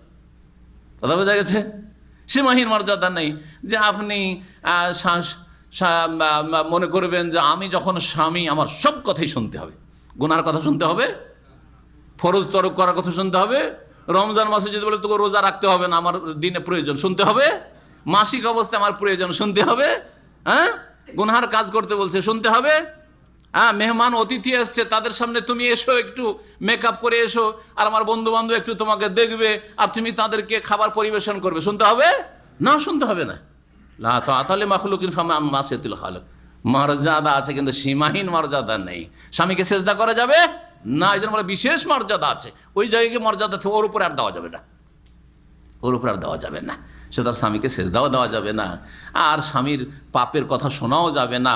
স্বামী যদি অন্যায় কোনো করতে বলে তা অন্যায়ও করা যাবে না, কারো ক্ষতি করতে বলে ক্ষতিও করা যাবে না, ইত্যাদি ইত্যাদি। আল্লাহকে অসন্তুষ্ট করে মানুষকে সন্তুষ্ট করা হারাম। আল্লাহকে অসন্তুষ্ট করে, নারাজ করে, আল্লাহর নাফরমানি করে কোনো মানুষকে রাজি করা যাবে না, না শাসককে, আর না বাপ মাকে, না স্বামীকে, না স্ত্রীকে। এগুলো বাকি ক্ষেত্রে বুঝলেও আমাদের পুরুষরা স্ত্রীকে রাজি করে আল্লাহকে নারাজ করে। কেমন করে? দাড়ি মুন্ডন করে। হ্যাঁ, অজুহাত একটাই যে আমার স্ত্রী রাজি হয়েছে না, স্ত্রী রাজি হয়েছে না। আল্লাহ নারাজ, অসুবিধা নেই, স্ত্রী যে রাজি না। হ্যাঁ, দাড়িটা সৃষ্টি করেছে স্ত্রী, দাড়িটা সৃষ্টি করেছে স্ত্রী। সুতরাং স্ত্রী যদি দাড়ি ছাড়তে না বলে কেমন করে ছাড়বো? হ্যাঁ, আউযুবিল্লাহ, আউযুবিল্লাহ। একটু আল্লাহকে ভয় করুন। বলে রিজালি আলাইহিন্না দারাজা, আল্লাহু আজিজুন হাকিম। আল্লাহ রাব্বুল মহাপরাক্রান্ত এবং বিজ্ঞানময়। আত-তালাকু মাররাতান, আল্লাহ রাব্বুল বলছেন তালাক হচ্ছে দুইবারে, তালাক হচ্ছে দুইবারে। আল্লাহ কি বলেন? তালাক মাররাতান বলেন। আত-তালাকু তালকাতান, এটা তো বলতে পারতেন। তালাক দুইটা, দেখেন পার্থক্য, বাংলার ভাষার পার্থক্যটা বুঝেন। তালাক দুইটা আর তালাক দুইবার, কি পার্থক্য? কে বুঝাইতে পারেন? কিছু বুঝলেন না মনে হয়। হ্যাঁ, বলেন কি বুঝেছেন? দুইটা যদি আল্লাহ বলতেন আত-তালাকু তালকাতান, তাহলে দুইটা একসাথে মারলে লেগে যেত। দুইটা একবারে, তোকে 2 তালাক দিয়ে দিলাম যা, বা 3 তালাক দিয়ে দিলাম যা, শেষ। 50 তালাক দিলাম, 50টা তো নাই, তো 3-এ নেমে আসলো, শেষ। ঠিক না? না, এই কথা বলে আল্লাহ তালাকু মাররাতান, 2 বারে, 2 বারে, একটা একটা করে দিতে হবে, 2 বারে তালাক দিতে হবে। জি, একবার তালাক দেবেন, তারপরে তাকে 3 করো। যদি মাসিক হয় তাহলে 3 মাসিক বা 3 পবিত্রতা পর্যন্ত ইদ্যত কাটবে। আর এর মাঝখানে স্বামী স্ত্রী দুইজনে বোঝাপড়া করেন, আপনার আত্মীয় স্বজন, তাদের স্ত্রীর আত্মীয় স্বজন চিন্তা ভাবনা করুক যে কি করবে, ফিরে যাবে না শেষ করে দিবে এই সম্পর্ক। 3 মাস বা তার বেশি হইতে পারে অনেক সময়, এই সময়টা দেওয়া হইল। যা এই ইদ্যতের ক্ষেত্রে সংক্ষেপ করে দিয়েছি, ইদ্যতের বিষয়টি শুনে নেন। ইদ্যত যাদের মাসিক, যেসব নারীদের মাসিক আসে তাদের ইদ্যত হচ্ছে 3 মাসিক বা পবিত্রতা হইল, ঠিক? কিন্তু যেসব মহিলাদের মাসিক হয় না বা এখন আসেনি, নাবালিকা এখনো মাসিক আসেনি, অথবা 50-55 বয়স হয়ে গেছে, মাসিক বন্ধ হয়ে গেছে, তাদের ইদ্যত তালাক দিলে কত? 3 আশহুর, 3 মাস। ওয়াল্লাহি ইয়াইসনা মিনাল মাহিদ মিন নিসাইকুম ইন ইরতাবতুম ফাইদ্দাতুহুন্না 3 আশহুর। যেসব মহিলারা নিরাশ হয়ে গেছে মাসিক থেকে, আর বাচ্চা কাচ্চা হবে না কারণ মাসিক বন্ধ হয়ে গেছে, ওয়াল্লাহি লাম ইয়াহিদনা, আর যেসব মেয়েদের মাসিক এখনো হয়নি, নাবালিকা, জি হ্যাঁ, তাদের ফাইদ্দাতুহুন্না 3 আশহুর, 3 মাস। তাহলে ওদের 3 মাস হয়ে গেল, ঠিক আছে? জি হ্যাঁ, এইভাবে ইদ্যতগুলি বিভিন্ন আছে। এখন আমরা এগিয়ে যাই, আর বাকি সমস্ত ইদ্যতগুলি ইনশাআল্লাহ তাআলা আগামীতে পূরণ করব। আর একদিন তালাকের আলোচনা হবে, আজকে পুরো শেষ হবে না। আল্লাহ রাব্বুল বলছেন যে তালাক 2 বারে, তাহলে তালাক একটা একটা করে দিতে। ফাইমসাকুম বিমারুফিন, একবার তালাক দেওয়ার পরে, একবার তালাক দেওয়ার পরে ফাইমসাকুন বিমারুফিন, সদ্ব্যবহারের সাথে নিজের কাছে রেখে নাও। আমসাকু ইমসাকু মানে নিজের কাছে রেখে নাও। আও তাসরিহুন বিইহসান মানে ফিরিয়ে নাও আর কি। আও তাসরিহুন বিইহসান, আর না হলে কি করো? তাসরিহ মানে ছেড়ে দাও, বিদায় করে দাও, বিইহসান সদাচরণের সাথে। বিদায় করলেও ভালোভাবে বিদায় করো, যাতে খুশি হয়ে বিদায় হয়, সন্তুষ্ট হয়ে বিদায় হয়। আক্রোশের সাথে বিদায় করিও না, মানহানি করে, লাঞ্ছিত অপদস্থ করে, মারধর করে বিদায় করিও না, গালমন্দ করে বিদায় করিও না, বা খারাপ ব্যবহার করে বিদায় করিও না। তাসরিহুন বিইহসান। আমাদের দেশের তালাক দেনেওয়ালারা এইরকম করে কি?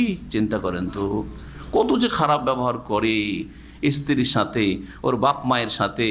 যারাই এসছে বিচার সালিসের জন্য, ওই গ্রামবাসী, ওখান থেকে যারা আত্মীয় স্বজন, তাদেরকে যে কত লাঞ্ছিত অপদস্থ করে, আউযু বিল্লাহি মিনাশ শাইতানির রাজিম। অথচ আল্লাহ বলছেন বেএহসান। ওলামারা বলছেন যে এহসান, যা দিয়ে এহসান হইতে পারে, সুতরাং কিছু গিফট দিয়ে দিলেন, উপঢৌকন দিয়ে দিলেন, বা যেগুলো অলংকার গয়না দিয়েছিলাম চলো দিয়ে দিচ্ছে, আর নেব না, ধরেন যদি পারেন তাহলে, না হলে কিছু নেব না আমি, আর তারপরে ভালো ভাষা দিয়ে, আর কিছু কাপড় চোপড় দিয়ে, আরও মেলা রকমভাবে হতে পারে। আও তাসরিহুন বিইহসান। ওয়ালা ইয়াহিল্লু লাকুম আন তাখুযু মিম্মা আতাইতুমুহুন্না শাইআন ইল্লা আন ইয়াখাফা আল্লা ইউকিমা হুদুদাল্লাহ ফাইন খিফতুম আল্লা ইউকিমা হুদুদাল্লাহ ফালা জুনাহা আলাইহিমা ফীমা ইফতাদাত বিহি তিলকা হুদুদুল্লাহ ফালা তা'তাদুহা।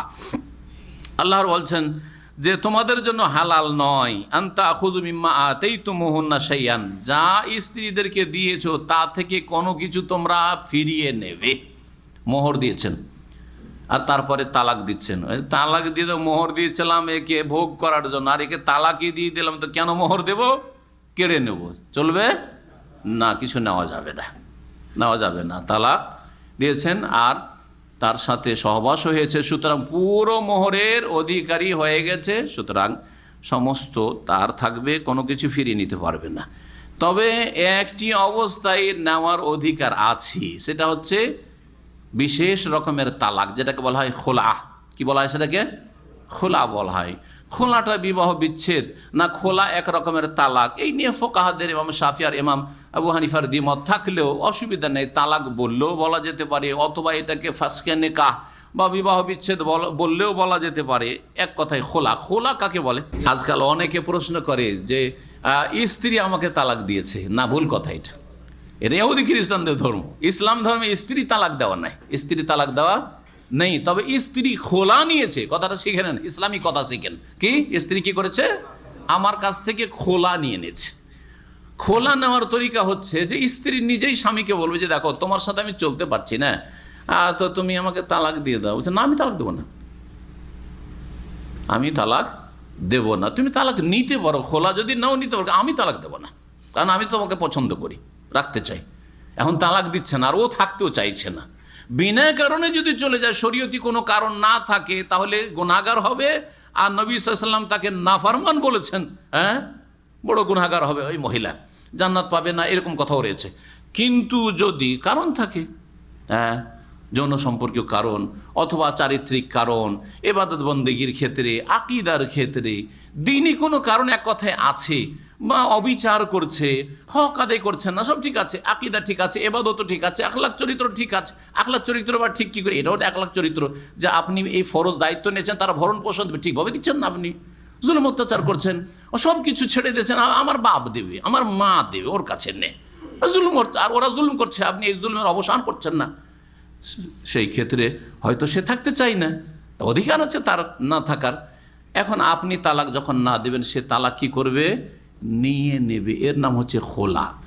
সমঝোতার মাধ্যমে প্রথম বলবে যে আমাকে তুমি ছেড়ে দাও, আমি যে মোহর তুমি দিয়েছো সে মোহরটা তোমাকে কি করছি?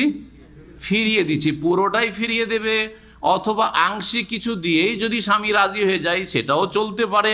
জি, জরুরি নয় যে পুরোটাই ফিরিয়ে দিতে হবে। কিন্তু যদি স্বামী বলে যে না আমি পুরো ফিরিয়ে না পেলে নয়, তাহলে পুরোই ফিরিয়ে দিচ্ছি।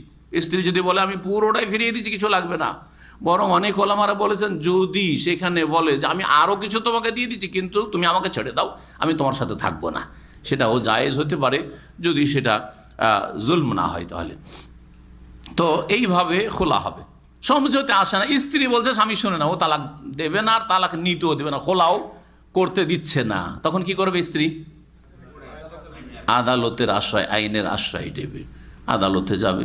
আদালত তখন ডাকবে, হ্যাঁ, ছেলেকে, আর ছেলেকে বলবে যে তোমার স্ত্রী তোমার সংসারে থাকতে চায় না, সুতরাং তুমি তাকে ছেড়ে দাও, আর এই মোহরানা তোমাকে ফিরিয়ে দিচ্ছে, তুমি নিয়ে নাও। নবী করিম সাল্লাল্লাহু আলাইহি ওয়াসাল্লাম তাই করেছেন। এটা হচ্ছে খোলা। সে যদি হাজির না হয়, হ্যাঁ, সে যদি হাজির না হয়, অথবা হাজিরা দিল কিন্তু বলছে না না না না আমি খোলা, আমি মোহরানা নেবো না, ওকে ছাড়বো না, তখন এই স্বামীর কথা শোনা যাবে না। তখন শাসকের প্রতিনিধি হচ্ছে আদালত, আদালতের কাজী কি করবে? আর যেই দেশে ইসলামিক আদালত নাই বা মুসলিম আদালত নেই, সেখানে এলাকার প্রভাবশালী দিনদার ব্যক্তি হতে পারে, তিনি আলেমও হইতে পারেন, আবার তিনি দুনিয়ার ক্ষেত্রে হয়তো সেখানকার প্রভাবশালী। তাদের যে অমুসলিম দেশগুলিতে এইরকমটা করা যেতে পারে ওলামারা বলছেন, কারণ সেখানে ইসলামিক স্টেট নেই বা ইসলামের কোনো আদালত নেই, হয়তো পার্সোনাল লও নেই, হয়তো সেই আদালতে পার্সোনাল লর যে বিবাহ শাদী তালাক আর মিরাস এইগুলি রয়েছে সেগুলি হয়তো নাই। তো ওগুলো না থাকলে ভালো একজন আলেমের কাছে যাবে বা মসজিদের ইমাম খতিবের কাছে যাবে, আর সেখানে বিবাহ বিচ্ছেদের ঘোষণা করে দেবে। কী করবে? বিবাহ বিচ্ছেদের ঘোষণা করে দেওয়া হবে। সেটা মুসলিম শাসক বা তার প্রতিনিধি দিয়ে হইলেই সেটা হওয়া উচিত, যদি সেটা মুসলিম দেশ হয়, যেমনটা বললাম। এইভাবে খোলা হয়ে যাবে। আল্লাহ রাব্বুল এই খোলার কথা এখানে বলেছেন। সময় এগিয়ে চলে গেছে, অল্প সময় আছে, সুতরাং এখানেই আজকের আলোচনা শেষ করে দিচ্ছি। এই আয়াত থেকে আগামী সপ্তাহে ইনশাআল্লাহ তাআলা আবার আলোচনা শুরু করব, আর বাকি বিস্তারিত সব কথা ইনশাআল্লাহ তাআলা বলার চেষ্টা করব, কারণ তালাকের বিষয়টি অত্যন্ত গুরুত্বপূর্ণ। আল্লাহ রাব্বুল আলামিন যেন আমাদেরকে দিন শিখার তৌফিক দান করেন এবং দিন মোতাবেক জীবন গড়ার তৌফিক দান করেন। দাম্পত্য জীবনে আল্লাহ যেন আমাদেরকে সুখী করেন, আমাদের মা বোনদেরকেও সুখী করেন, আমাদের ভাইদেরকেও সুখী করেন। বিশেষ করে যেসব ভাইরা এখানে এসেছেন তাদেরকে আল্লাহ রাব্বুল আলামিন যেন সুখী করেন। আল্লাহ রাব্বুল আলামিন যেন আমাদেরকে দুনিয়া আখিরাতের কল্যাণ দান করেন। সুবহান রাব্বিকা রাব্বিল ইজ্জাতি আম্মা ইয়াসিফুন ওয়া সালামু আলাল মুরসালিন আলহামদুলিল্লাহি রাব্বিল আলামিন। যদি কোনো ব্যক্তি আল্লাহর নামে শপথ করে আর তারপরে ভঙ্গ করে, তাহলে তার কাফারা কি? বলেন তো আপনারা, কাফারা কি? কসমের কাফারা সূরা মায়েদার আয়াতে রয়েছে, লা ইউআখিযুকুমুল্লাহু বিল্লাগবি ফি আইমানিকুম ওয়ালাকিন ইউআখিযু মা আকাদতুমুল আইমান ফাকাফারাতুহু। কে বলবেন? হইচই না করে বলেন কসমের কাফারা। ফাইতামু আশারাতি মাসাকিনা মিন আওসাতি মা তুতঈমুন আহলিকুম আও কিসওয়াতুহুম আও তাহরিরু রাকাবা। এই তিনটের মধ্যে ইখতিয়ার আছে। ইতামো আশারাতে মাসাকিন, 10 জন মিসকিনকে খাবার দেওয়া বা 10 জন মিসকিনকে পোশাক দেওয়া, কাপড়, হ্যাঁ, লুঙ্গি আর একটা জামা দিলেন হয়তো, হ্যাঁ, আর অথবা গোলাম স্বাধীন করা। কিন্তু আজকাল গোলাম নেই, 3টার মধ্যে স্বাধীনতা আছে, 3টার একটা দিলে আজকাল। তাহলে প্রথম কি করতে হবে? 10 মিসকিনকে খাওয়াবেন, আর না হলে 10 মিসকিনকে কাপড় দিয়ে দেবেন, পোশাক দিয়ে দেবেন। যদি না পারেন ফামাল্লাম ইয়াজিদ ফাসিয়াম সালাসাতি আইয়াম, যে না পারবে, তাহলে 10 মিসকিনের খাবার দিতে না পারলে আজকাল 15 রিয়াল ধরেন, একটা মিসকিনকে খাবার দিলে মোটামুটি কত লাগবে সৌদি আরবে?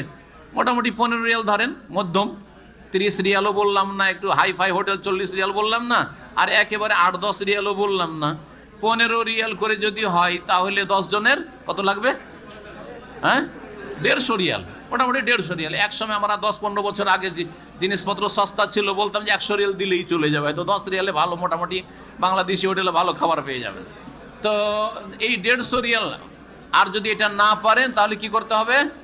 ফাসিয়াম সালাসাতা আইয়াম, 3 দিন সিয়াম পালন করবে, রোজা রাখবেন। যালিকা কাফারাতু আইমানিকুম ইযা হালাফতুম, তোমরা যখন হলফ করবে তখন এই হচ্ছে তোমাদের কসমের কাফারা।